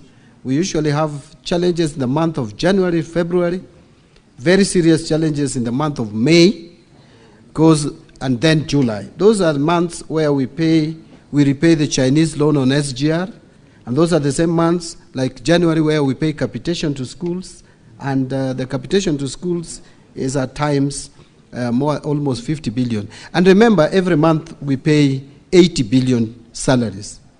So if you add 80 billion, you add to say 40 billion, that's already 120, and you add that to debt repayments, we sometimes come to 50, 60, you're already beyond 200. And revenue collection in a month is averaging around 200 billion. Now, that then puts a problem to funding counties, puts a problem to funding other development expenditure. But I will tell you, we still work very hard to make sure that counties get priority in terms of funding. And sometimes we look at even the balances of counties and release some money. When we have limited resources, release some funds to some counties which have low balances. Those who still have high balances, we again tell them when they spend, we give. As we speak, we have paid up to end of April all the monies to all counties. But we have May still outstanding. And of course we have June. And we have that constraint. Honorable Speaker, this year particularly, I think has been a terrible year. Apart from the fact that we had that economic shutdown, and I want honorable members to listen to me on this. Apart from the economic shutdown that we had for almost 2-3 months. You have 1 minute, Honorable CS, to... Thank you, Honorable Speaker. If you could add me 2 so that I could do 3, just to explain this bit. The economic shutdown led to slowed economic growth in the country and failed meeting of our targets in terms of revenue collection. But we also did not conclude with IMF the 9th review. So we lost $765 million going to budgetary support. As we speak, the World Bank's funding, or BOP, seems to be going to July. Because one of the things is that some of the legislations that were precedent to the release of these funds, Mr. Speaker, delayed in the legislative process. The conflict of interest bill was a key bill for World Bank to give us the funding. And when it was unlocked, there was no time to take our approval to the board. Now you see we are going to June 30th with 97 billion whole that I did not prepare for as Cabinet Secretary. Now, these are challenges, Mr. Speaker, which inhibit our release of funds. Even when sometimes National Assembly puts pressure on me on CDF, I don't even know what to do because the resources are constrained and we have to balance needs. Do you pay salary or you release money to CDF and release money to counties? Do you pay salaries or you stop paying salaries? Those are questions that you have to ask. You have debts to pay. You must pay those debts. If you default, the implication for our economy is dire. Remember, as I conclude, Mr. Speaker, the reason why we have tried very hard to make sure that we meet our obligations. There were 6 countries that were mentioned in 2021 by IMF as candidates for restructuring, as candidates for default. 5 have defaulted. It's only Kenya which has survived. Angola has defaulted, Ethiopia has defaulted, Ghana has defaulted, Chad has defaulted, and Zambia has defaulted. 5 economies out of 6, only Kenya has survived. I would want to urge and request this Honorable House to help support me, support the government, support my ministry, so that we don't fall to where these our contemporaries are fallen. And I am confident we are not going to fall there. That is why sometimes you see some challenges, but we'll outlive these challenges, Mr. Speaker, with your cooperation. Thank you very much. Thank you, Honorable Senators. I'm afraid we may have to terminate our interrogation and interaction with the CS at that. Honorable CS, thank you so much. You are now free to leave. Clerk, you may usher the CS in charge of mining. Now, Honorable Senators, this morning we lost 30 minutes waiting for quorum. 30 minutes that we would have otherwise utilized to interact with the CS Treasury. And therefore, I urge you, we need not ring the bell for us to get a quorum. If he can be able and if he can purpose to be in the chamber by 9:30, then we'll have more time to interact with honorable CSs.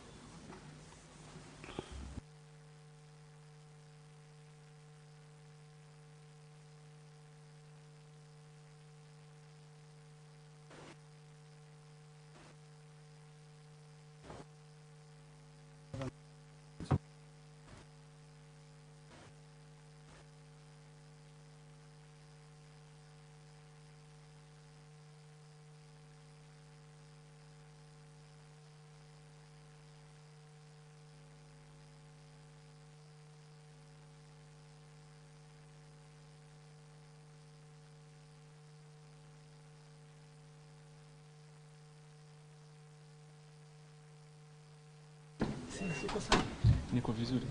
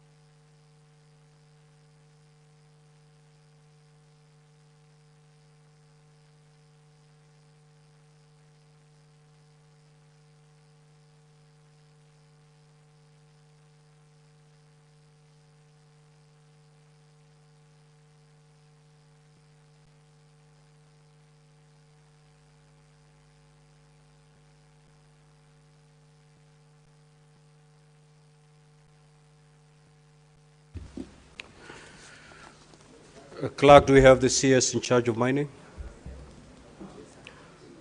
Honorable CS, welcome to the Senate. You are here today to respond to two questions. Order, honorable senators. Please let us take our seats.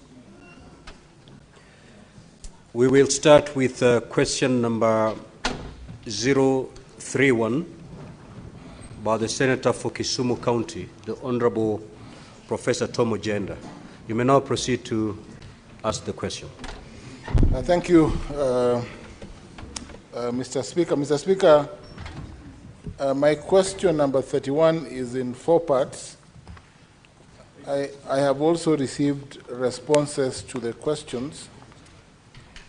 I will ask the questions, but but I will save time because, Mr. Speaker, the responses are satisfactory, so the CS does not need to spend too much time responding. Mr. CS, the first question, Part A, what regulatory framework exists for mining in Kenya, particularly regarding the safety of miners and prevention of child labor, and could the CS explain the attendant enforcement mechanisms? Part B, has the ministry conducted assessments or surveys to establish the extent of illegal gold mining operations in Kisumu County, and if so, could the CS disclose the findings and explain any efforts by the ministry to regularize illegal mining operations? Part C, what training or capacity building programs does the ministry offer to small-scale miners in Kisumu County regarding modern, safe, and sustainable mining practices in view of the various fatalities already recorded in various areas in Kisumu County? And lastly, could the Cabinet Secretary explain the steps taken by government to mitigate the negative environmental impacts of gold mining operations in Kisumu County? That's all, Mr. Speaker. Honorable CS, you may proceed to respond. You need not read your response verbatim. You may elect to paraphrase it so that we, in the interest of time, that is. You may proceed, Honorable CS. Thank you, Honorable Speaker. As indicated by Honorable Senator, that we have furnished with the relevant responses. I just wanted to assure the Senator or the House that indeed we are on course in training and capacity building on our artisanal miners and adhering to the regulatory framework and, of course, Mining Act 2016. Mr. Speaker, the Senator had asked on the preparation of the artisanal miners and capacity and licensing processes. I just wanted to inform the House that we have now formed cooperatives. We have undertaken capacity building. We are in line with our regulatory framework to ensure that they adhere to the regulations. So I am happy, Mr. Speaker, that the Honourable Member is satisfied with our responses. But generally, I want to assure the House that we are on course in capacity building, in creating safety nets, and ensuring restoration or rehabilitation of our mining, whatever activities that happen in all areas in our countries. Mr. Speaker, we've also deployed county mining officers to ensure that they work hand in hand with counties and communities so that we can adhere fully to the requirements of the law. So, in other words, we've not only decriminalized the artisanal activities, but we've also created processes of ensuring they adhere to the rule of law and also are supported accordingly, working with other partners such as NEMA, Ministry of Environment, and Ministry of Cooperative. Mr. Speaker, I submit. Thank you. Senator Tomojenda, you may ask your 2 supplementary questions. Mr. Speaker, I have no supplementary question to the CS. I'm satisfied with the response. Thank you, Mr. CS. Senator Wambua. That's a new one coming from Senator Tom. Senator Professor Tomojenda, allow your colleague to ask a question if you're satisfied. You're not in the broad-based. It's okay. Honorable CS, you may take your seat and then note all the questions, because I'm going to allow a number of the senators to raise questions. Thereafter, you will respond to them at a go. Honorable Wambua. The Speaker, the way Senator Tom is pointing at me, I'm not sure I'm safe. I want protection from you. Senator Tomojenda, I have noted your... You should resume his seat. Senator Tomojenda, kindly resume your ordinary seat. Just proceed and do it quietly, please. Proceed, Senator Wambua. Thank you, Mr. Speaker, for your protection. Mr. Speaker, my question flows from question B on illegal mining activities, and I wanted to find out from the CS if he is aware of the illegal extraction of copper in Kitui County, especially the area around Kitui West, called Mediko, and if he does not have the specifics about it, Mr. Speaker, it's an issue that I'm willing to take up with the CS in due course. But is he aware that there are people that are illegally extracting copper from Kitui West in Kitui County? Thank you, Mr. Speaker. Senator Methu. Senator Mungatana. Asante sana waziri. Kwanza nakupongeza kwa kazi unayofanya waziri, tunashukuru. Kuna hatua ulichukua sehemu ya Tana River na ukasimamisha uchimbaji wa madini ya gypsum. Na sisi tulitarajia ya kwamba waziri utafuatizia, uweke mikakati ili wale wananchi ambao wanafaidika kwa uchumi huo wa uchimbaji wa gypsum wapate haki yao, wawekezaji wapate haki yao, county government ipate haki yake. Lakini waziri, baada ya kuchukua hatua ile ambao sote tulipongeza, by the way, tumeona kwamba serikali kuu kutoka kwa ofisi yako mmenyamaza. Sasa tungependa kujua na watu wa Tana River wangependa kujua kunaendeleaje na mipangilio ni namna gani, manake pale pia ilikuwa ni kitega uchumi na watu hali ndizo hizi wanataka kuishi. Asante waziri. Senator Olekena.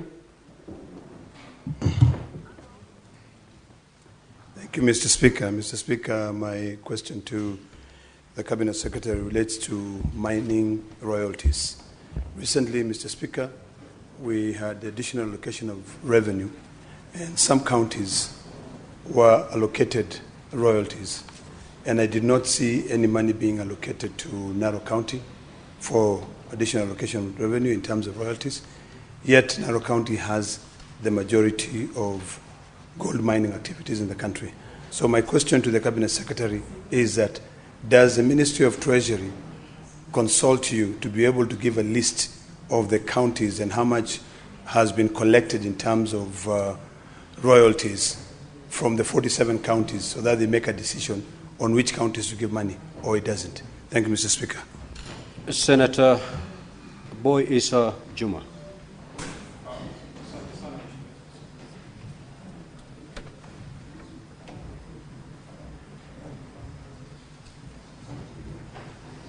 Asante sana Mheshimiwa Spika. Mimi nina swali ambalo nitakamuuliza Mheshimiwa Waziri kuhusu uvuvi, ambayo sehemu ya kule Vanga na Shimoni wavuvi wananyanyaswa sana na watu wa KWS. Senator Issa, your supplementary question must flow from the primary question. So you may want to wait until the Waziri responds to the second question that is related to fisheries. Senator Edwin Sifuna. Honorable Speaker, yesterday we had the opportunity to sit with Governor Kwale at the County Public Accounts Committee. The question I wanted is been asked by Senator Olekina, that in fact the Governor Kwale confirmed they have never received royalties from this government. So maybe when he answers that question, he will answer us as well. Senator Kenyuri.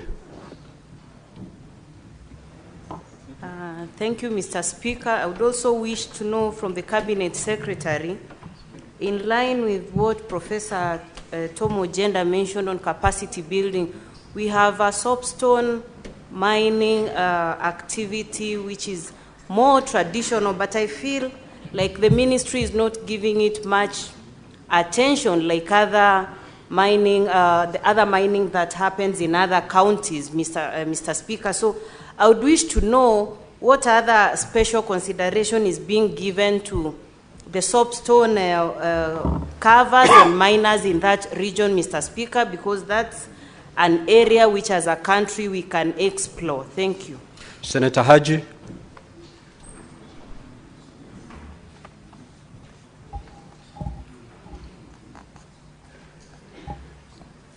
Could I have the mic? Oh, thank you, Mr. Speaker. Mr. Speaker, the Cabinet Secretary had responded to the question by Senator Ojienda regarding environmental impact of miners. And in his answer, he did elaborate that miners are required to come up with a management plan of the environment.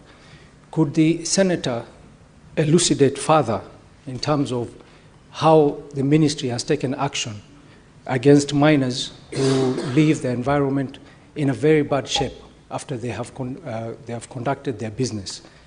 Could the minister tell us in detail what is the ministry or what measures the ministry is putting in place to ensure that the environmental impact left by the miners are adequately addressed? Thank you, Mr. Speaker. Honorable CS, you may respond, and you have 3 minutes to do so.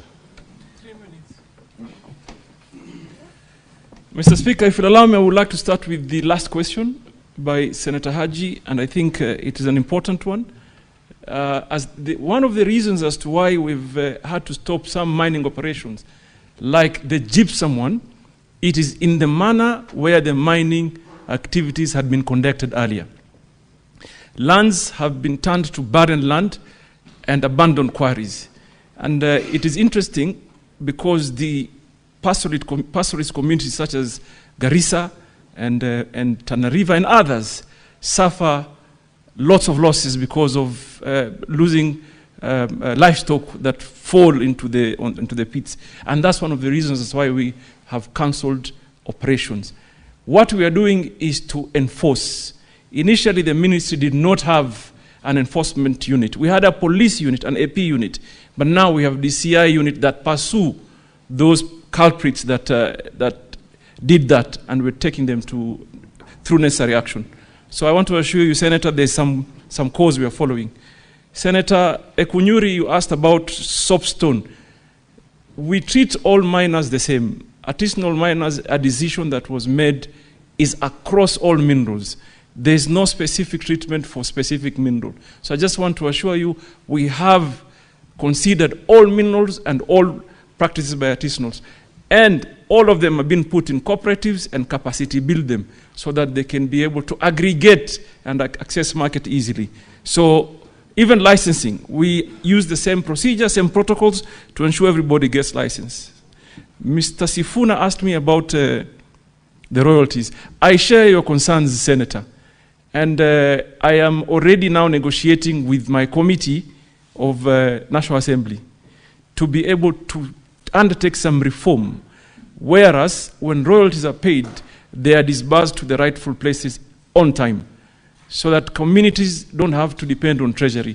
And obviously, I'll be consulting and seeking your support to be able to amend the law, so that if someone pays royalty, 70% goes to national government, 20% should go to counties, and 20% should go to communities.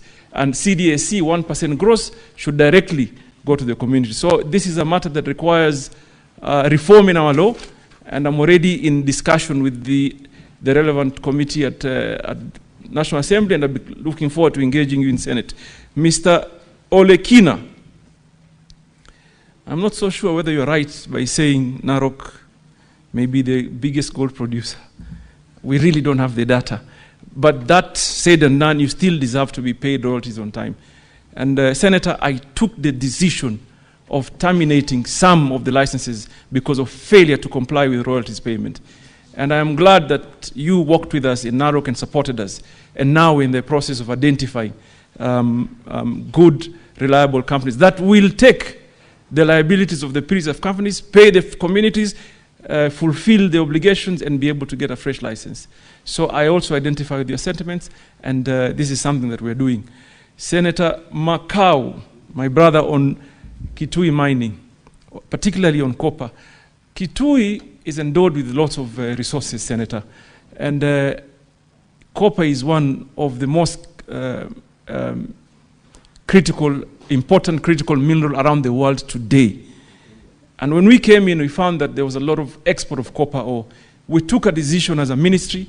We stopped export of copper ore, and as we speak, there's not a single tonnage of copper that is exported, and therefore we are slowly managing extraction of our copper.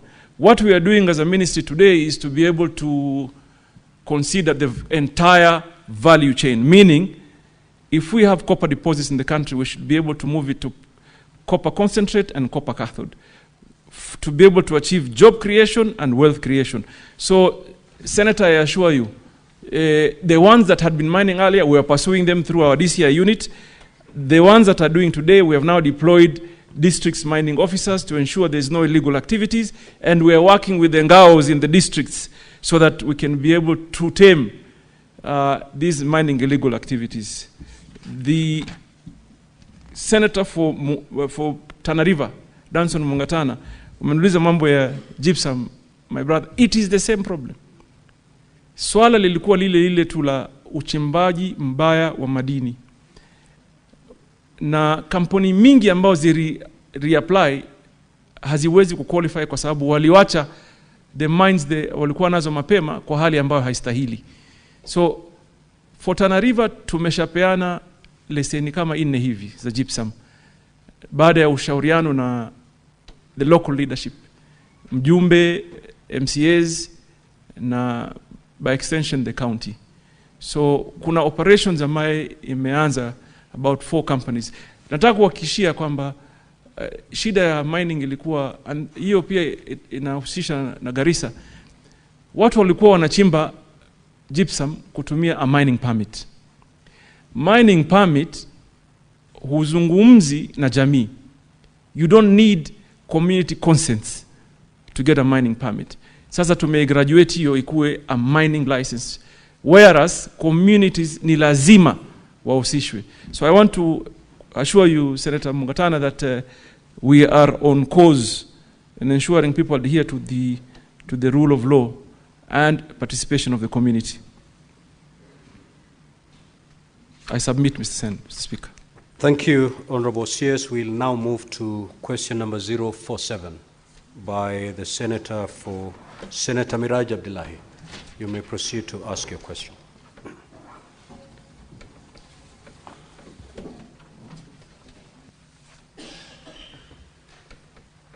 Asante mstahiki Spika, na mimi niulize swali langu nambari 47.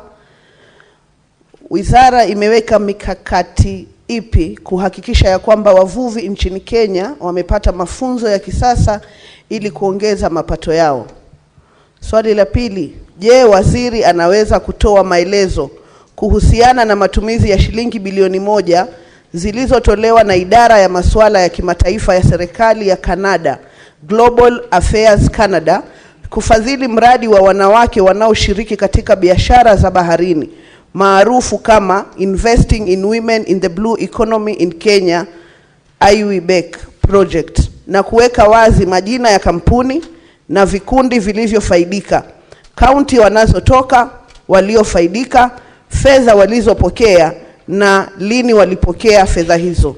Swali la tatu, je, waziri anaweza pia kueleza ni hatua gani zinazochukuliwa na chuo cha Bandari Maritime Academy na mamlaka ya usimamizi wa bandari kuhakikisha kuwa vyeti vya mafunzo vinavyokabidhiwa na chuo hicho vinapata utambulizi kamili wa kimataifa?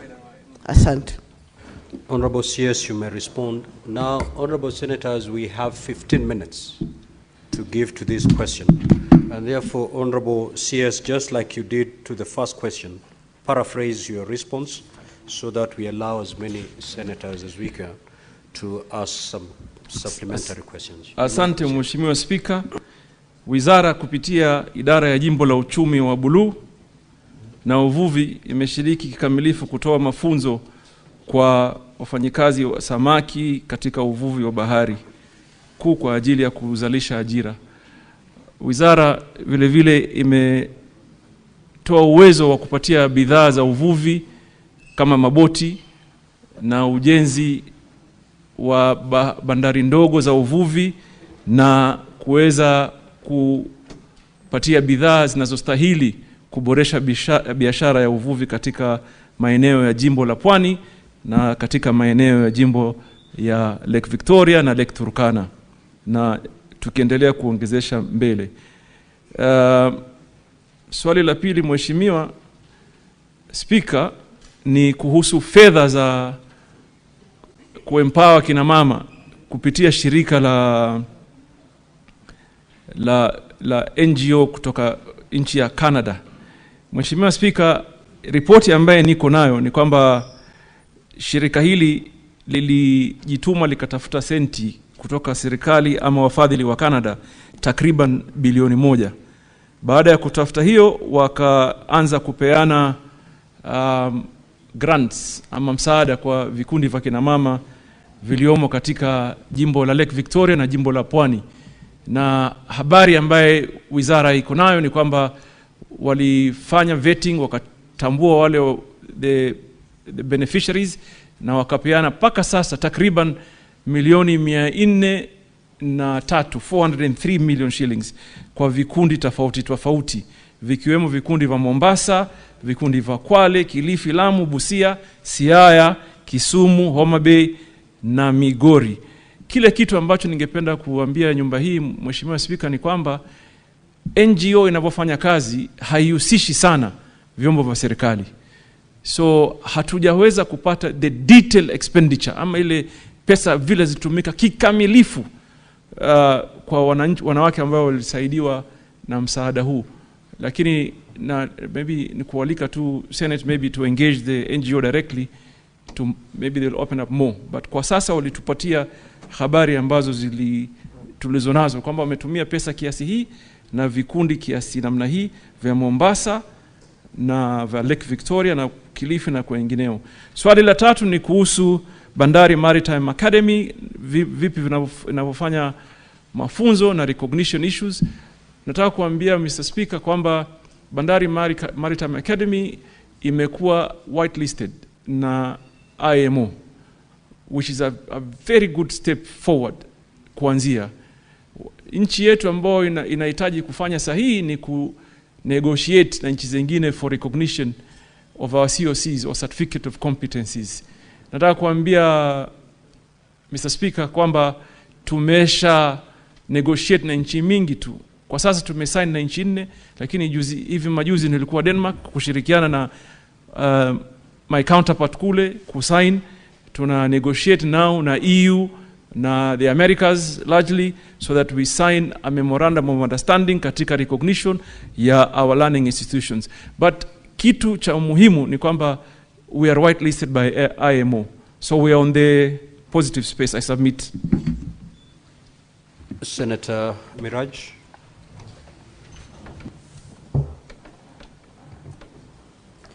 Bwana Spika, niruhusu kwanza nimpongeze waziri wetu kwa kuweza kuona kwamba vyeti vyetu sasa vinatambulika na mataifa 4 ikiwemo Korea. Juzi kati tumeona katika Facebook yao kwamba wameweza kusaini pamoja na Italy. Lakini bado Bwana Spika, nadhani swali hili nimeliuliza kwa mara ya pili. Niliuliza awamu ya Mvurya aliyekuwa waziri katika wizara hii, na nimeliuliza tena. Na sababu ya kuliuliza swali hili ni kwamba jamii zetu za pwani hazitononoki jumla ya kuwa tunaona kwamba fedha nyingi. Senator Miraj, what is your question? My question is, swali langu ni hili kwamba jamii za pwani ambazo ni jamii zinategemea uchumi samawati ikiwemo uvuvi na fedha ambazo zinashirikiana na bahari. Tunaona kwamba hundi zinapeanwa mara nyingi, na hata rais anapokuja pwani tunaona miradi mingi anayoisimamia ni miradi ya uchumi samawati. Lakini kila wakati tunapouliza fedha zile zinawafikia kina nani, hatupati majibu. Na leo waziri amesema wazi ya kwamba hawana ufahamu wa ni kina nani wamekuwa wakipokea pesa hizi. Je, swali langu, tutawaambia nini wapwani kuhusiana na zile hundi za fedha ambazo tunaona zinaendelea kupeanwa na hatuwajui wanaozipokea ni kina nani? Pili, kwenye upande wa uvuvi, ningependa kumuuliza waziri, ndugu zetu wanapopata ajali katika maji, wanapozama wakiwa kazini wanavua, kuna mikakati gani ya kuona ya kwamba wanapata chombo kama cha helikopta ili wakati ajali zile zinatokea wanaweza kukimbia na kuwapa huduma ya haraka ya kwanza? Asante Bwana Spika. Waziri unaweza kujibu. Na waziri tu kukujuza ni kwamba ukiamua kujibu swali kwa Kimombo lazima uendelee kwa Kimombo. Ukiamua kujibu swali kwa Kiswahili utaendelea na Kiswahili. Usichanganye lugha hizo mbili wakati unajibu. Endelea waziri. Asante kwa ujuzi Mheshimiwa Spika. Ni jambo muhimu sana. Nilikuwa nalijua, lakini tu vile maneno mengine na changamoto. Mheshimiwa Miraj, iko tofauti ya Mheshimiwa Spika utanisaidia, accountability. Uwazi. Iko tofauti ya uwazi wa serikali na vyombo visokuwa vya serikali. Jawabu yangu hasa, kwa sababu swali lilouliza ni la NGO. Lakini hii 1 billion ambayo umesema ni pesa ambayo imepitia NGO. Wamepata rasilimali kupitia serikali na ufadhili wa Canada. Sasa imekuwa changamoto kwetu kuwauliza hawa NGO watupatie sisi hisabu na uwazi, kwa sababu wako na tabia zao na mienendo yao. Lakini zile za serikali, Mheshimiwa Spika, niko tayari kuyaeleza kinaga ubwaga. Tumepeana takriban bilioni 3.2 kwa vikundi tofauti vya kina mama, vijana, kununua maboti. Tumenunua maboti 129 takriban. Tumejenga bahari za uvuvi chache 9 hivi. Sasa hii tunajenga katika Lake Victoria. Tumejenga zingine 5 katika jimbo la Pwani, na zingine bado zinaendelea, na zingine tumeadvertise juzi na kadhalika.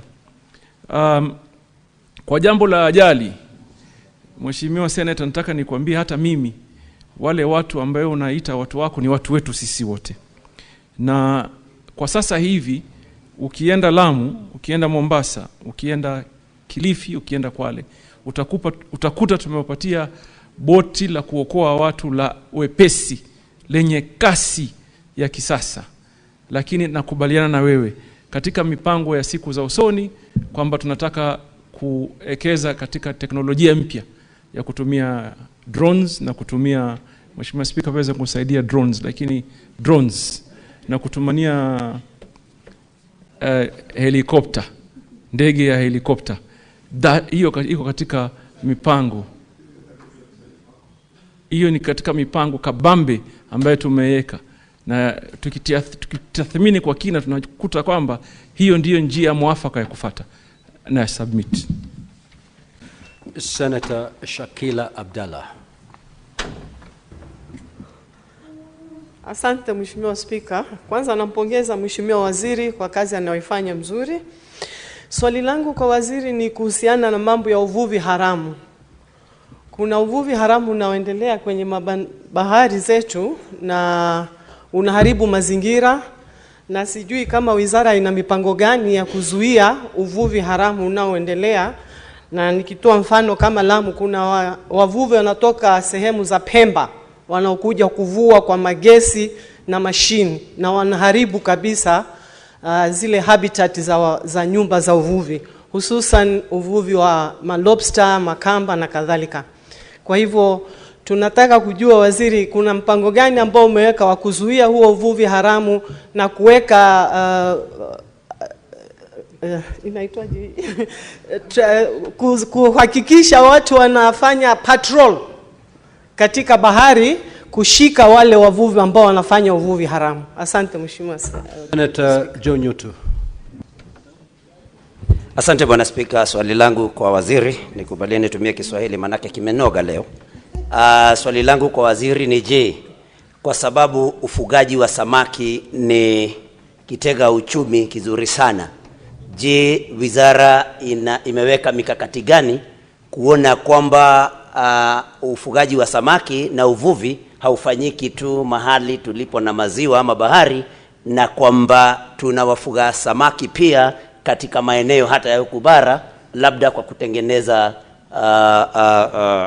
mabwawa ya kufuga samaki, ili kwamba pia wanabara wakawa ni watu wanaofuga samaki na wanaokula samaki. Je, mikakati ni gani? Asante. Senator Boy Isa Juma. Asante sana Mheshimiwa Spika.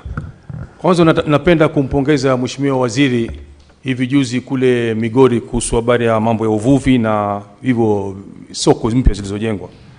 Mheshimiwa Spika, swali langu ambalo nitakamuuliza waziri hapa ni kwamba kule sehemu za kwetu, kule sehemu za Kwale, sehemu za Vanga, sehemu za Shimoni, sehemu za Mkwiro, hivi ni visiwa ambapo kuna wavuvi wanavua kule na vyombo vyao vya kuvulia ni vya zamani sana Mheshimiwa. Na ningependa kujua kutoka kwa waziri kama kuna mikakati gani ambayo inaweza kusaidia wale wavuvi waweze kupata vyombo vya kisasa, maneti na nini, kama vile wenzetu walivyopawa hivi juzi sehemu za Migori. Swali langu la pili ni kuhusu Honorable Senator, under Standing Order 51C7B, you are entitled to ask only one supplementary question. Senator Morango.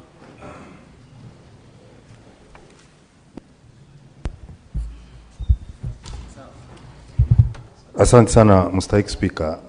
Mstahiki Spika, kulingana na orodha ya nakala ambayo tumepewa na waziri, kuangalia zile kaunti ambazo ziliweza kupata kufaidika na ule mgao ambao ulikuwa umepewa, hata kama ilikuwa ni fedha ya mashati kutoka Canada, kuna manziwa, baadhi ya manziwa makubwa, na mojawapo ni lile ziwa la Turkana, ambao pia wako na matatizo yao na wangependa kufaidika, na kwa sababu hawakuwa katika orodha ambayo tuko nayo siku ya leo, mipango gani ulio nayo waziri kuhakikisha kwamba wale wenyeji wa kaunti ya Turkana na Marsabit ambao ndio wenyeji wa ziwa Turkana wanafaidika pamoja na maziwa mengine 23 ambao tulio nayo hapa Kenya? Asante sana Mstahiki Spika. Senator Eddie. Thank you, Mr. Speaker.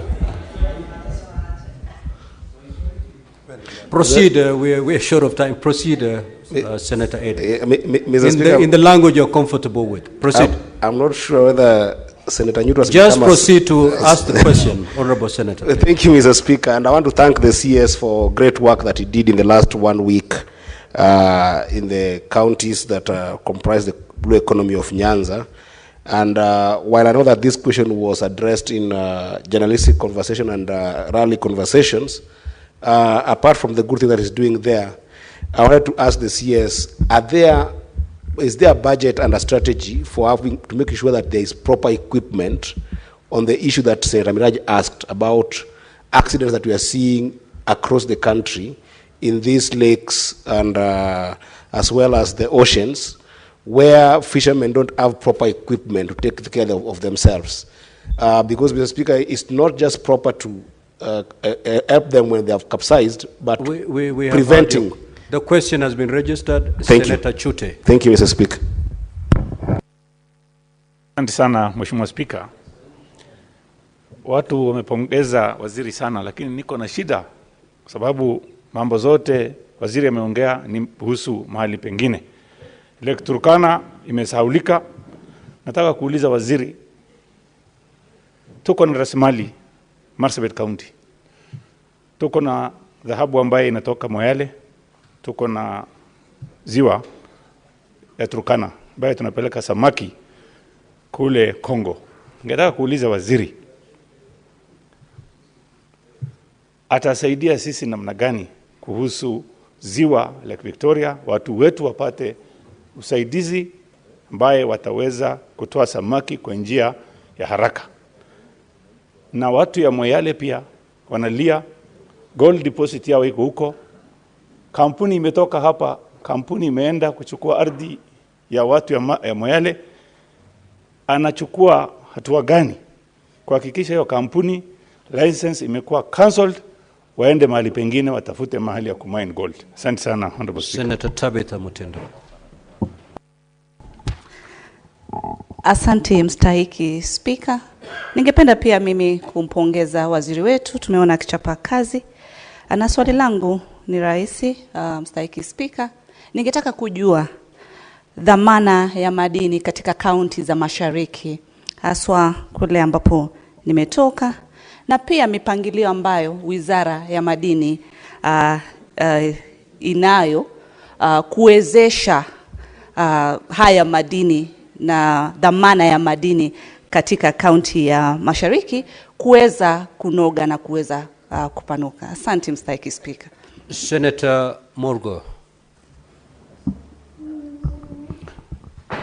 Asante sana Bwana Spika. Ningependa kuuliza waziri juu ya uchimbaji wa migodi ama gold katika West Pokot, kama anajua uharibifu unaoendelea, kwamba shimo zinachimbwa kila pahali bila watu kujali kufunika, na ya pili wanapeleka mchanga. Senator Murgo, your question has been registered. Don't add another one. You're not entitled to that. Honorable CS, Asante. you may proceed to respond. You'll note that these questions are related, so I believe you can respond under 2 minutes so that we conclude this. Proceed, Honorable CS. Mheshimiwa Spika, maswali yameulizwa ni maswali ya muhimu sana katika hali ya kulinda rasilimali ya kitaifa. Na kwa ujumla tu nafasi ya rasilimali isipotumika inaweza kutumika kiuharibifu. Na ndio maana tumeweka mikakati kabambe. Kwa mfano kama kaunti ya Lamu, sahihi tukiwa tunazungumza, tunapanga mipango ya kutengeneza maboti ya kuenda masafa marefu, na yakirudi tuwe na bandari hasusan za samaki kuweza kuwasaidia katika utengezaji samaki na kuhifadhi. Swali lingine la muhimu nimeulizwa, kwa nini tunaangalia tu maeneo ambayo yako na maziwa ama bahari. Umuhimu tuelewe kwamba hata sahihi ile Center of Excellence ambayo tuko nayo iko hapa Nyeri, hapa Sagana, ambayo inafanya uzalishaji wa samaki na utafiti na mafunzo ya samaki. Na Mheshimiwa Spika, naweza kukupatia mshtuko kiasi kwamba ujue hata hii Nairobi, samaki wengi ambao wanakuja katika soko hili ni samaki ambao wanafugwa katika maeneo ambayo hakuna ziwa na bahari. Na ile habari mzuri zaidi, siku zingine nitawaalika katika maeneo ya Kakamega na niwaonyeshe vile watu wanafuga, kina mama wanafuga samaki na baadaye wanawapeleka katika kiwanda, wanatengenezwa, wanakuja katika maeneo haya. So rasilimali ya uchumi wa blue, Mheshimiwa Spika, ni kubwa sana. Na ukweli wa mambo ni kwamba hatujawahi kuipatia kipaumbele ambacho kinastahili. Lakini sasa hii tuko na mikakati kabambe ya kueleweka. Kwanza kuwapatia uweza wavuvi na jamii zinazoishi katika maeneo hayo, na kuwafunza jamii ambao zinaishi katika maeneo tofauti mbinu na namna za kuweza kupata faida katika maeneo haya.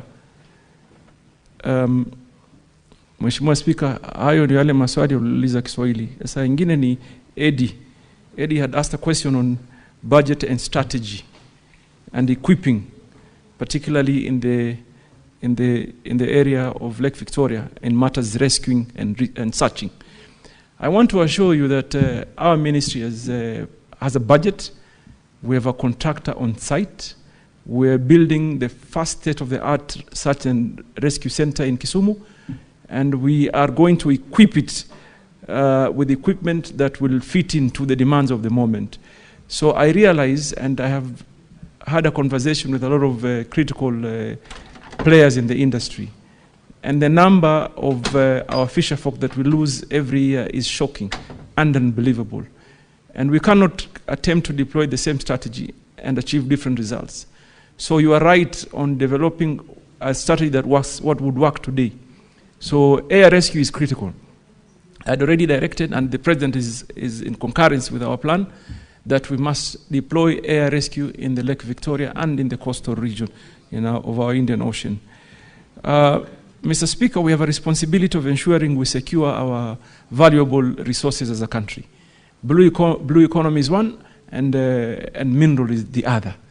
For far too long, we've had a lot of illegal activities in all those areas. In Pokot, for example, in Turkana, in Migori is even worse, in Kwale, in Taita Taveta, in Tarakanidi here, where we are blessed with critical future minerals. We have people all over the place doing some illegal activities. But I can tell you, we are on a mission to ensure we follow them, we pursue them, not just to arrest them, but also pursue their accounts so that we can confiscate their gains illegally and make it public property. We have completed our area geophysical survey. We know our occurrences as a country. We know which minerals we have, where they are. What the ministry is doing today is a narration on our ground truthing. The asset in terms of value, in terms of viability, and whether it makes sense for a larger investment. So I want to assure the House, Mr. Speaker, is that we have a plan, and we are sticking to the plan, and we are executing the plan. Where we need to possibly reform our laws, I'll come back here and consult with my relevant committees. My chairman, Eddie, a wonderful young senator from Migori, a man that I know very well. We work well together. We will work to ensure that at committee level and the Senate we engage to reform so that we meet the current demands going into the future. I submit, Mr. Speaker. Thank you so much, Honorable CS. Honorable Senators, we will terminate our interaction with the CS at that. Honorable CS, you may leave at your own pleasure. Thank you. Thank you, Mr. Speaker. We will now move to question number 001.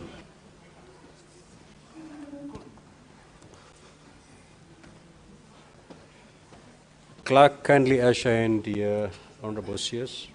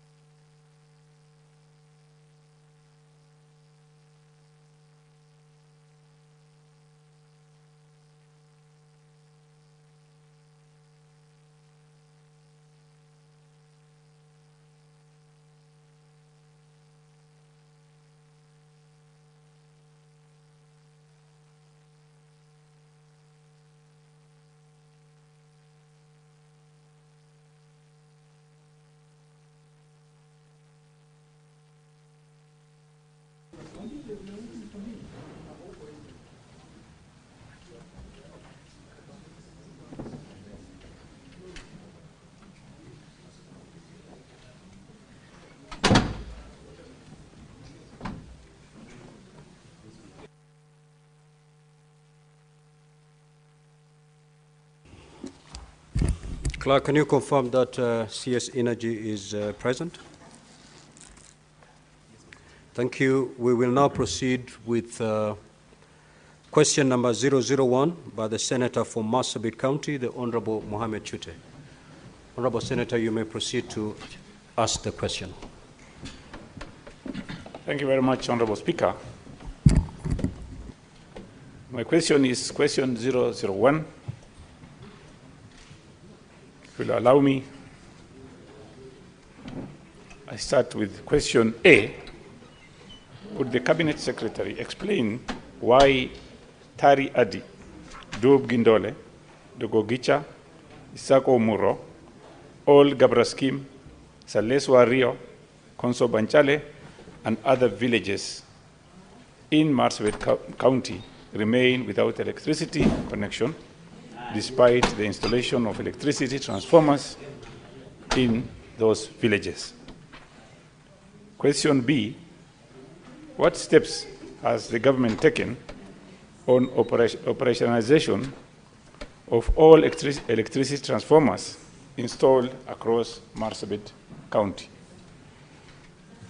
Question number C, could the Cabinet Secretary also indicate the level of access to electricity in Dubgoba, Garkarsa, Wario Duba, Manyata Konso, Karatina, Kofiambaya, Parkishon, La Cartiña, Nasikakwe, and in Marsabit County, and explain why the government is doing so, to achieve what is the government doing in achieving full electricity coverage in those villages? Question D, Honorable Speaker, what is the status of request for installation of electricity transformers and extension of electricity connection in Ilpus, Kituruni, Kubibagasa villages in Marsabit County? Thank you, Honorable Speaker.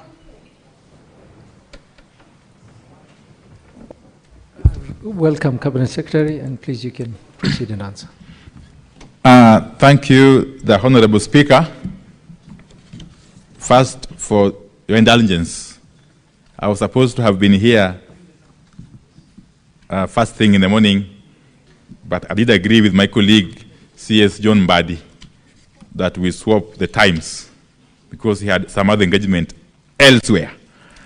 Honorable Speaker, before I go to the specific questions raised by the Honorable Senator Mohammed Chute, let me make some general statement that Marsabit County is among those counties, especially in the northern corridor and parts of coastal region, that have for a long time suffered historical marginalization. The county of Marsabit, among other counties in that region, have been left behind by the successive administrations since our independence. And this has made them not to be able to compete effectively with the rest of the country, and especially on matters electrification. And that's why this administration under President William Ruto has taken a deliberate step to ensure that affirmative action is applied to bring parity, to achieve equity, insofar as development is concerned generally, but specifically to ensure that matters electrification is dealt with in an equitable manner. Honorable Speaker, therefore this administration has adopted a multi-pronged approach, and specifically for Marsabit County, This entails, first and foremost, ensuring that Marsabit County is connected to the national grid. We want to ensure that Marsabit County is connected to the national grid for the first time since independence. And how? One, by constructing a transmission line 45 kilometers from Loyangalani wind power farm to Loyangalani town, a project that has delayed inordinately, but a project that we are now able to commit that come December this year shall be complete and we shall commission it. Honorable Speaker. Honorable Speaker. That will enable Loyangalani town and its environs to enjoy power, quality, affordable, and reliable power for the first time from the national grid.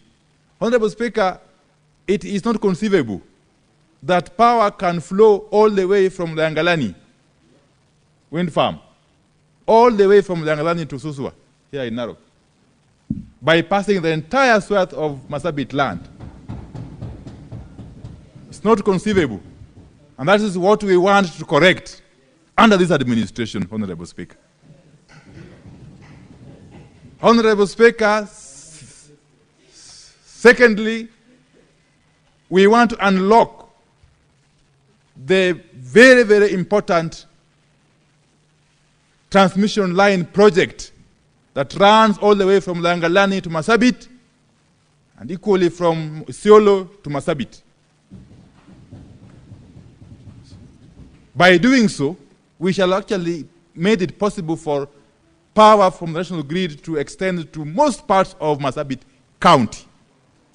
That project, which is being financed by Exim Bank of India, is at the tail end of actually conceptualization.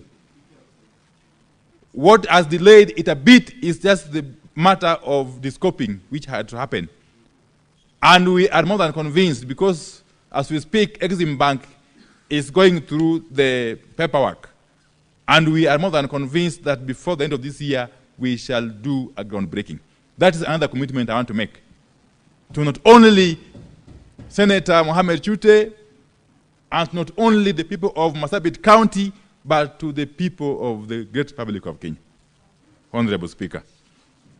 Honorable Speaker, Marsabit County, which is comprising of 4 constituencies, that is Saku, Moyale, North Hor, and Laisamis, has got one of the most interesting disparities, if I may call it so. Because in terms of access to electricity,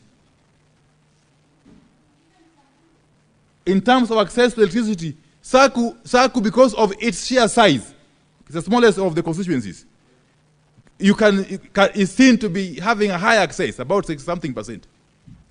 Yet, when you go to the extreme side, extreme end, North Hor and Laisamis, it is 1.2% and 1.8% access rate.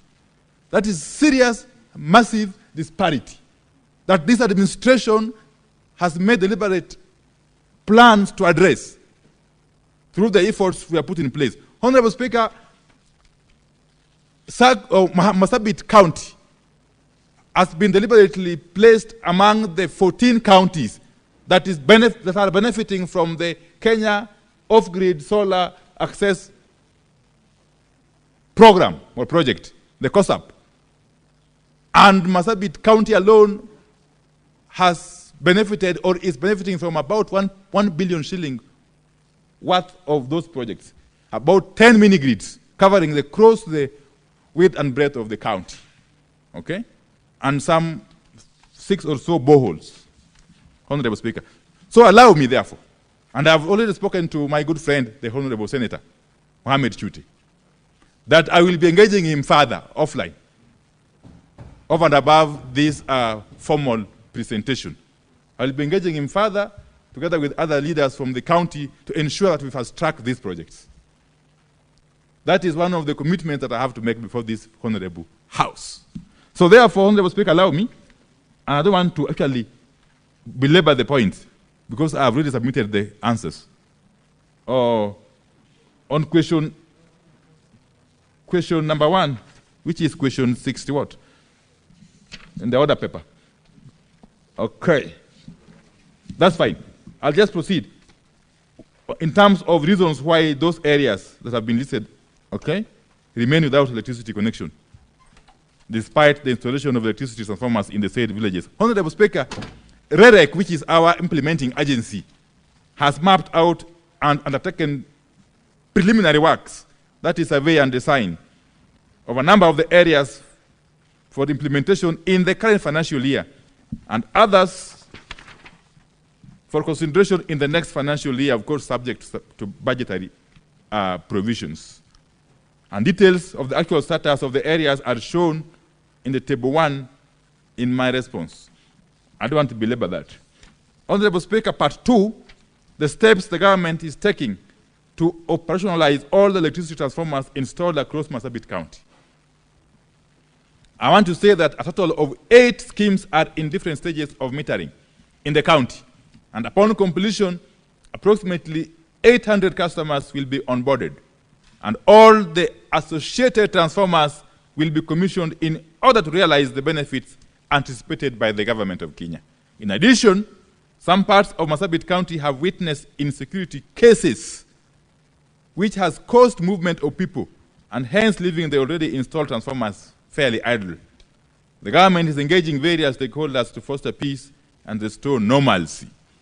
Part 3 is about access levels of electricity to those areas mentioned in that question, okay?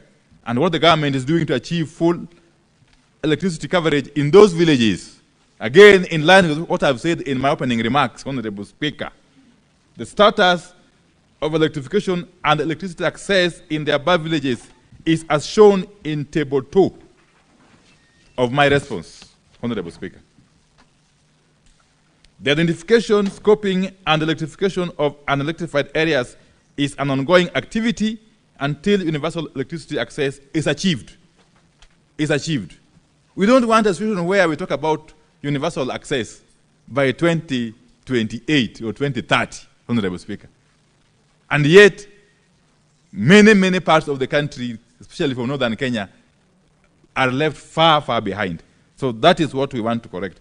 Part 4, Honorable Speaker, the status of the requests for installation of electricity transformers in those 3 villages.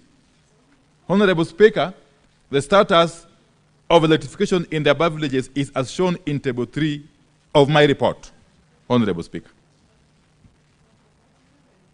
And that is as far as the first question is concerned.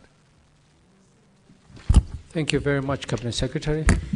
Senator Mohammed Chute, would you prefer to ask your second question and then ask supplementaries thereafter? If we can combine the questions. Thank you, Honorable Speaker. Let me ask my second question, and then I will ask my supplementary questions thereafter. Honorable Speaker, my question number 068.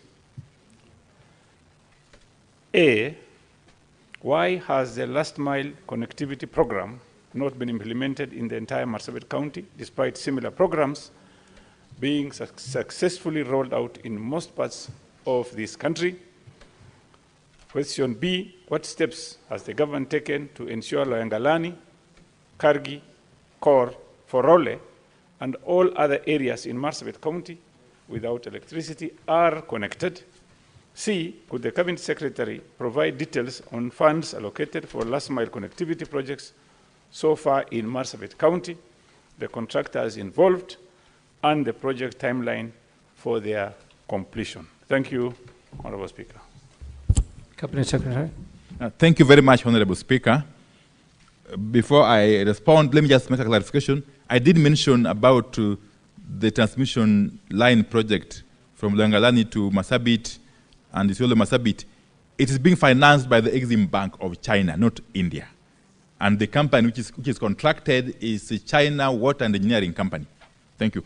Honorable Speaker, the first limb of the question is about why the last mile connectivity program has not been implemented in the entire county, despite similar programs being successfully rolled out in most parts of the country. Again, an issue I've talked about at length in my opening remarks. But let me say this, that since the inception of last mile connectivity projects, the government of Kenya has implemented a total of 29 projects worth some Kenya shillings 30.1 million and connected 1,466 customers to the grid in Marsabit County. The details of the connected customers across the various constituencies is as shown in the table 5 of my response. And Annex 1, which is attached, provides the breakdown of ongoing projects in the county. The steps the government is taking to ensure Loyangalani, Kargi, Kor, Forole, and all other areas in Marsabit County without electricity are connected. Again, Honorable Speaker, the status of electrification in the above villages is as shown in Table 4 on page 7 of my response, Honorable Speaker. Part 3, details of the funds allocated for the last mile connectivity projects so far in Marsabit County, the contractors involved, and the projected timelines for their completion. Honorable Speaker, over and above the completed schemes, the government of Kenya has allocated some Kenya shillings 4.5 million for last mile connectivity via grid solution as per the table on page 7. The target completion date is Q1 of the financial year 25-26. The government of Kenya has further allocated Kenya shillings 2.0579 billion, approximately US dollar 158.3 million, for connectivity via off-grid solution, as per the table on page 8. The sites are currently being handed over to the various contractors, and the target completion date is the end of financial year 25-26. The annexures 2 and 6 provide a breakdown of all projects funded in Marsabit County at various stages of implementation. Honorable Speaker, I submit. Thank you very much, Cabinet Secretary. Senator Chute, supplementary questions?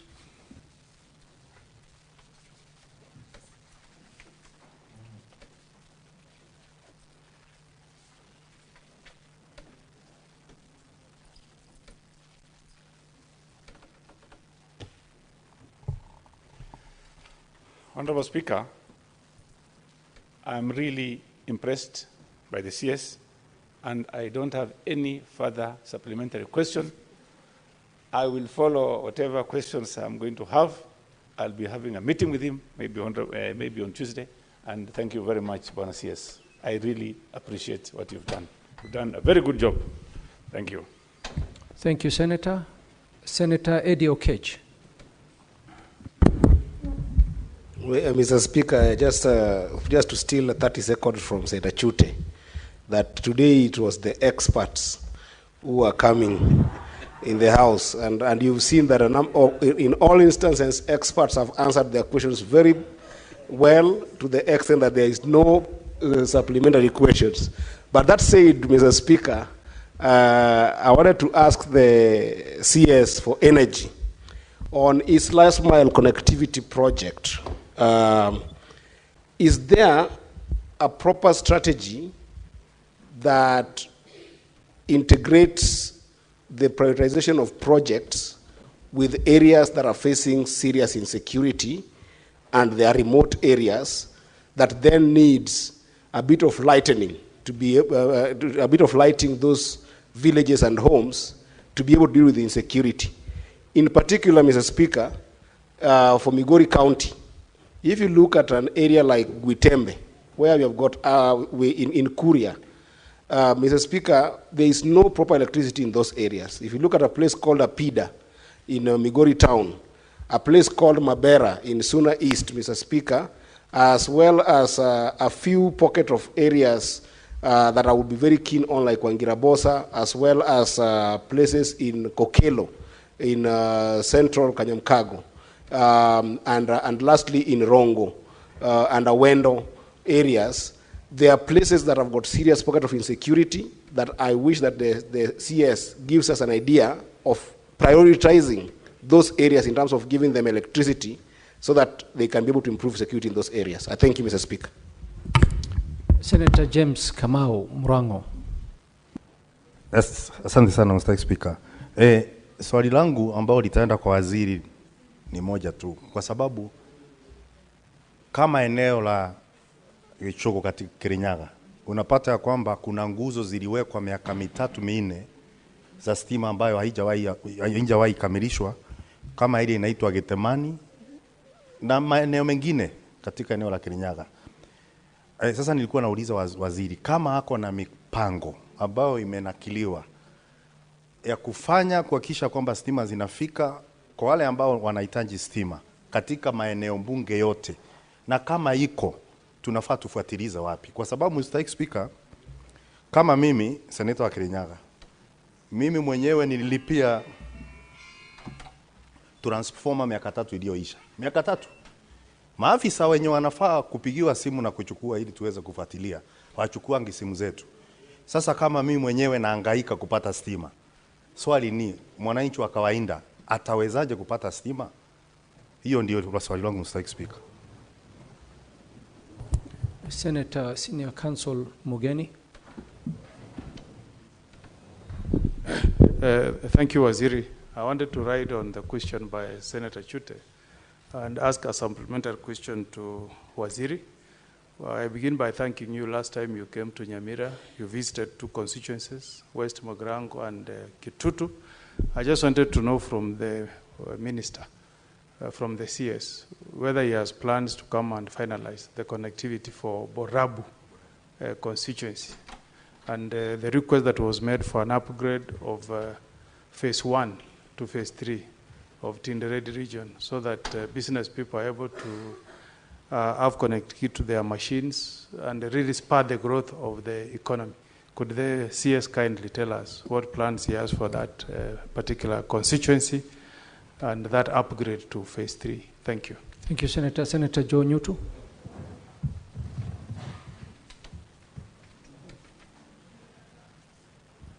Thank you, Mr. Speaker. And before I put my question to the Honorable CS, it's important, Mr. Speaker, because we are in an honorable house, that we separate things that we say in political areas with what we say here. Because I say that, Mr. Speaker, because Senator Eddie Okech talked about experts. As far as I know, Honorable Opio Wandai is a trained lawyer. He is not an expert in matters energy. And so it is important that we say he's doing a good job without calling him an expert. My question, without calling him an expert, Mr. Speaker, because we are misleading. There are students waiting. Senator, there are students here. Senator.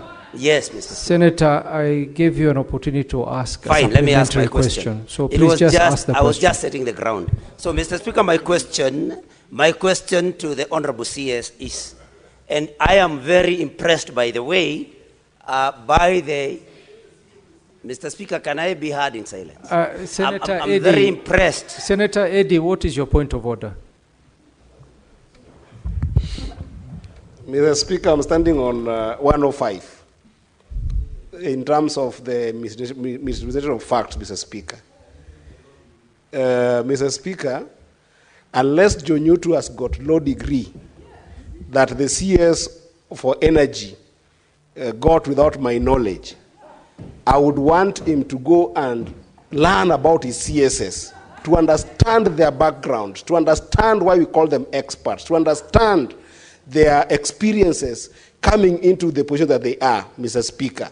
And I don't want us to go under 101 where you discuss the persona of the CS in terms of his qualification, but I can assure John Nyutu that the CS expert does not come only by education, but it also comes by experience and contribution in other dockets that the CS has served in. CS Wanda is an expert in energy in terms of being able to ensure that all communities get those energy supplies, Mr. Speaker. Thank you, Senator Joe Newton. Please restrain yourself to just asking your supplementary question. We don't Thank have you, much Mr. time. Speaker, but you know I have a right of reply. No, want to assure Senator Eddy, I hold a degree. Senator Joe Newton. Okay, Senator fine, Joe Mr. Newton, Speaker. if you open Let me ask that door. my question then. Thank you. Let me ask my question then.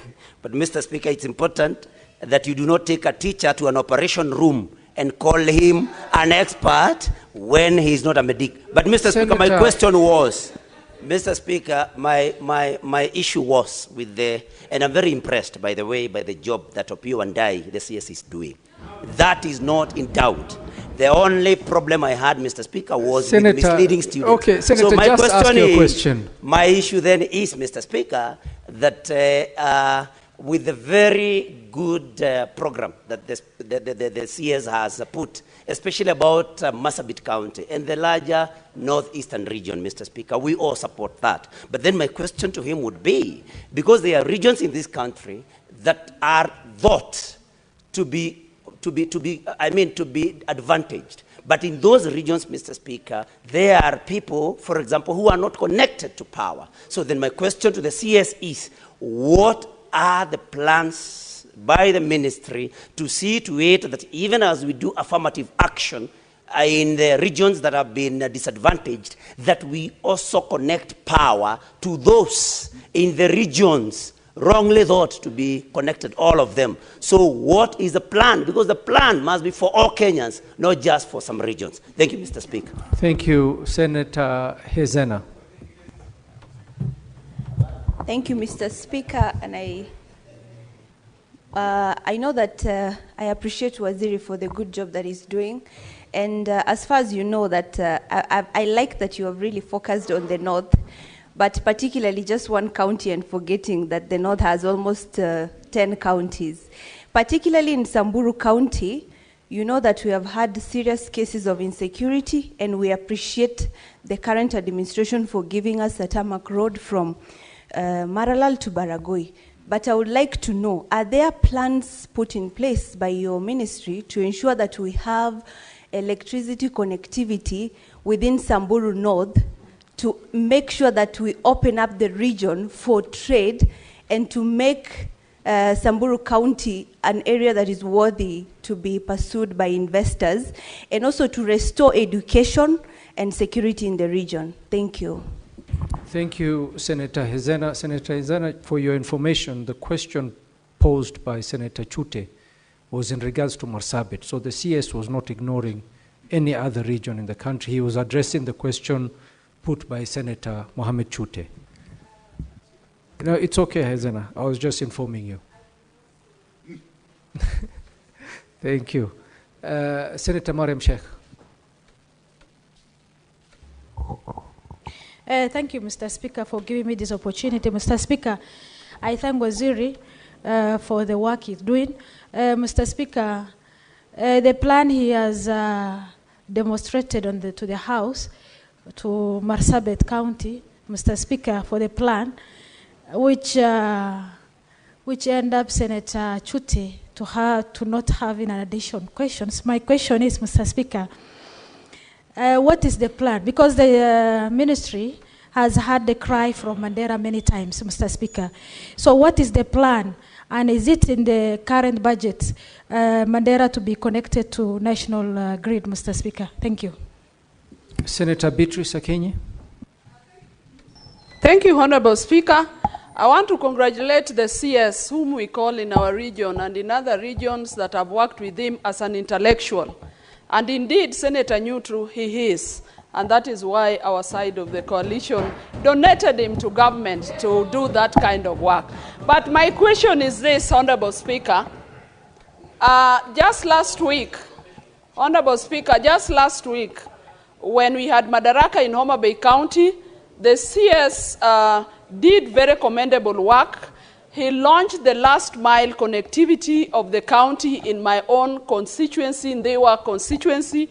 My question to the CS is, Mr. CS, can I get an assurance from you that all those facilities we launched at Ochol on the day the president was there, that Ndewa will be taken care of in terms of last mile connectivity? I'm saying this, Mr. CS, because Homa Bay County has had the highest number of faulty transformers in this republic, which goes down to Ndewa as a sub-county. So all that you launched at Ochol, can we get an assurance from you as Ndewa constituents that the transformer issues and last mile connectivity challenges will be tackled, so that we are not just used as a launching pad and no services are given? Thank you, Beatrice. And to correct you, it is not Mr. CS, Honorable CS. And in your case, you should be Honorable Expert CS. Thank you. Senator Mungatana, last question.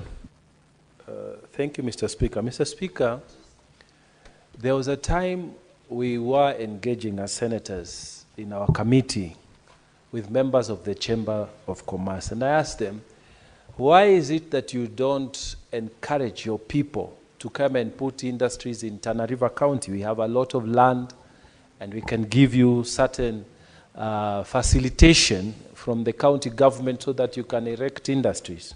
Mr. Speaker, the answer was very simple. There is no power to support industrialization in Tana River County.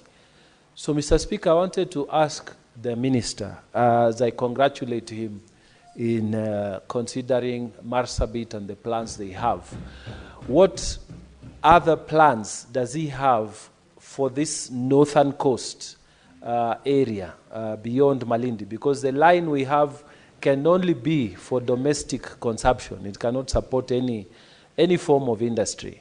So, Mr. Speaker, I wanted to hear from him what he can do so that our people can also have in Tana River opportunity to get industries that will come there and to create jobs for our people. Thank you, Mr. Speaker. Thank you, Senator. Cabinet Secretary, you may proceed. Thank you very much, Honorable Speaker. I'll go straight to the questions. First is the question by Honorable Senator Eddie Okech. Really, Honorable Speaker, let me just say this, and this covers both Honorable Eddie Okech and James Honorable Kamau's questions. That first and foremost, we have a plan for every part of this country, as a ministry, and indeed as government. Every county, every constituency, every ward is factored in our plan. And therefore, and secondly, Honorable Speaker, in implementing our plan for electrification countrywide, we have adopted a strategy to engage very, very closely with the elected leadership. There is no prioritization that we do without consulting the local leadership, and especially members of parliament, both National Assembly and Senate. Many a time you have seen me hosting delegations of MPs from various counties. That is part of the consultative process that then arrives at prioritization. So the areas that are insecurity prone of Migori County, and the areas I'm very conversant with, Honorable Speaker. Yeah, there are areas we are definitely dealing with in consultation with the local leadership, led by Eddie Okech, Senator, my good Senator of Migori. Similarly, the issue of Kichugu in Kirinyaga County. It's unfortunate, perhaps, that there are poles which have been lying idle for some time, and that there is payment for transformers, which is yet to materialize, Honorable Speaker. This is an issue, of course, I will be taking up with the relevant agencies in my ministry, but I want to encourage Honorable Senator Nyutu to not shy away. Just come forward and visit me in the office. Yes, and I will deal with this matter conclusively. Honorable Senator Okongo Mugeni, it is indeed true that I made a visit to part of Nyamira County a couple of months ago, and that I left out Borabu on account of time constraints. I have got plans to not only go back to Borabu constituency in Nyamira County, but indeed to go to Kisii County, the neighboring Kisii County as well, and cover all the constituencies in the fullness of time, as a way of acquainting myself with the situation on the ground, but also dealing with the issues that arise therefrom. Honorable Senator Joe Nyutu, indeed I've answered that in my first, response, that all parts of this country are taken care of. No single region, no single county, no single constituency, no single ward shall be left out in the grand plan of the President William Ruto-led administration, insofar as matters energy and electrification are concerned. Even though we are aware that there are a number of areas which have been left behind for a long time, as we apply affirmative action to those areas, we shall not ignore those other areas that are perceived to be advantaged. We shall apply equity, in short. Equity. And every part of the country shall feel involved. The Honorable Senator Hezena, as I mentioned in my opening statement, Marsabit is just part of the wider northern Kenya region and parts of upper coastal region that have been disadvantaged for a long time. If you may recall, Honorable Speaker, not very many months ago, His Excellency the President did preside over the contract signing for the COSA project, a project that is going to take up to about 12 billion Kenya shillings, funded by the World Bank. And Samburu County is benefiting from that project, in addition to other plans that we have for not only Samburu County, but all other counties in that region, and indeed the rest of the country. Cabinet Secretary. And in that plan for Samburu County, it's not just Samburu North.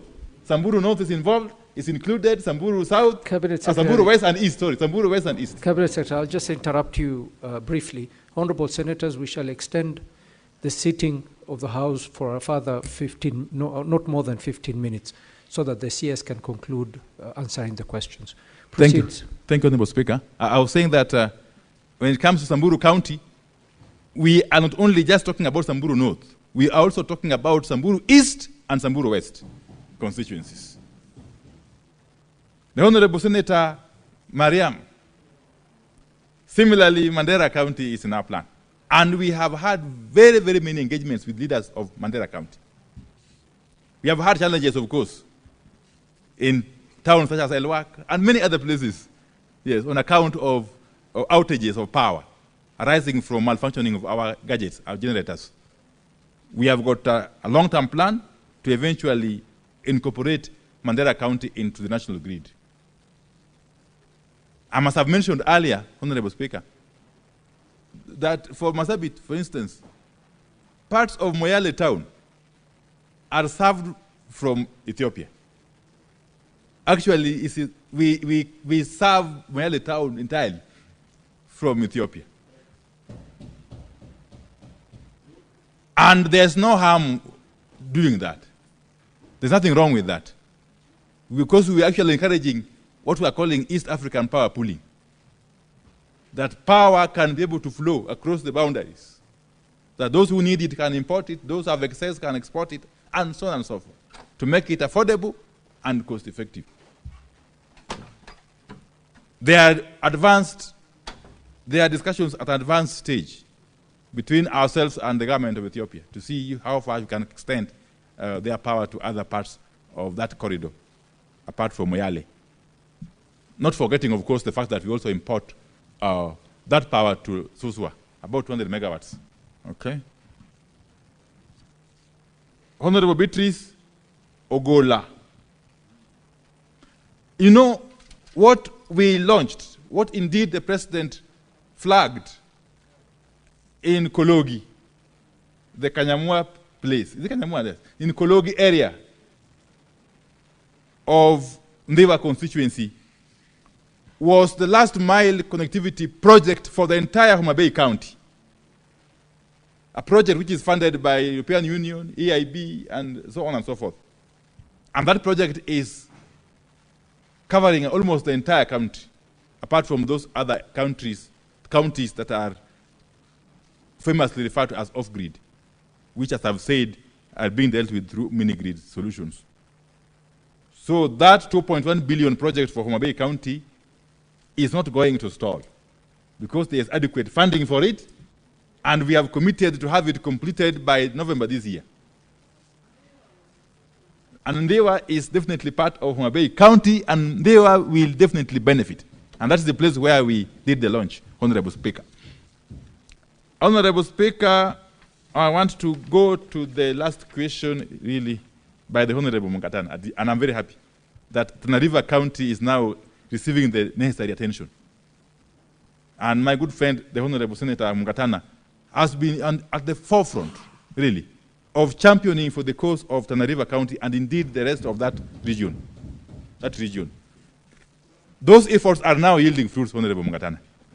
And I'm sure you are aware, Honorable Speaker, that if I leave out the issue of the transmission projects that we are doing, Tana River County is going to benefit from about 240 million shillings worth of mini-grids under the COSAP program. Some 4 mini-grids will have to be done in Tana River County. And the money is there, they will be completed, it will go a long way towards addressing access to power by the people of Tana River County as we embark on other projects, Honorable Speaker. Honorable Speaker, allow me to end there, and thank you very much for listening to me. Thank you very much, Cabinet Secretary. And thank you for appearing to answer questions. At this juncture, we are going to end our session, but I would just like to wish you all the best in your heavy duties in connecting this country to electricity. And we pray for you, Cabinet Secretary.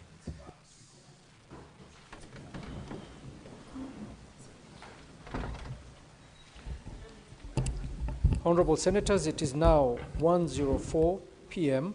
and having concluded the business for which I extended the hours of sitting pursuant to Standing Order 34-2A, the Senate stands adjourned until later today, Wednesday, 4th June 2025 at 2:30 p.m.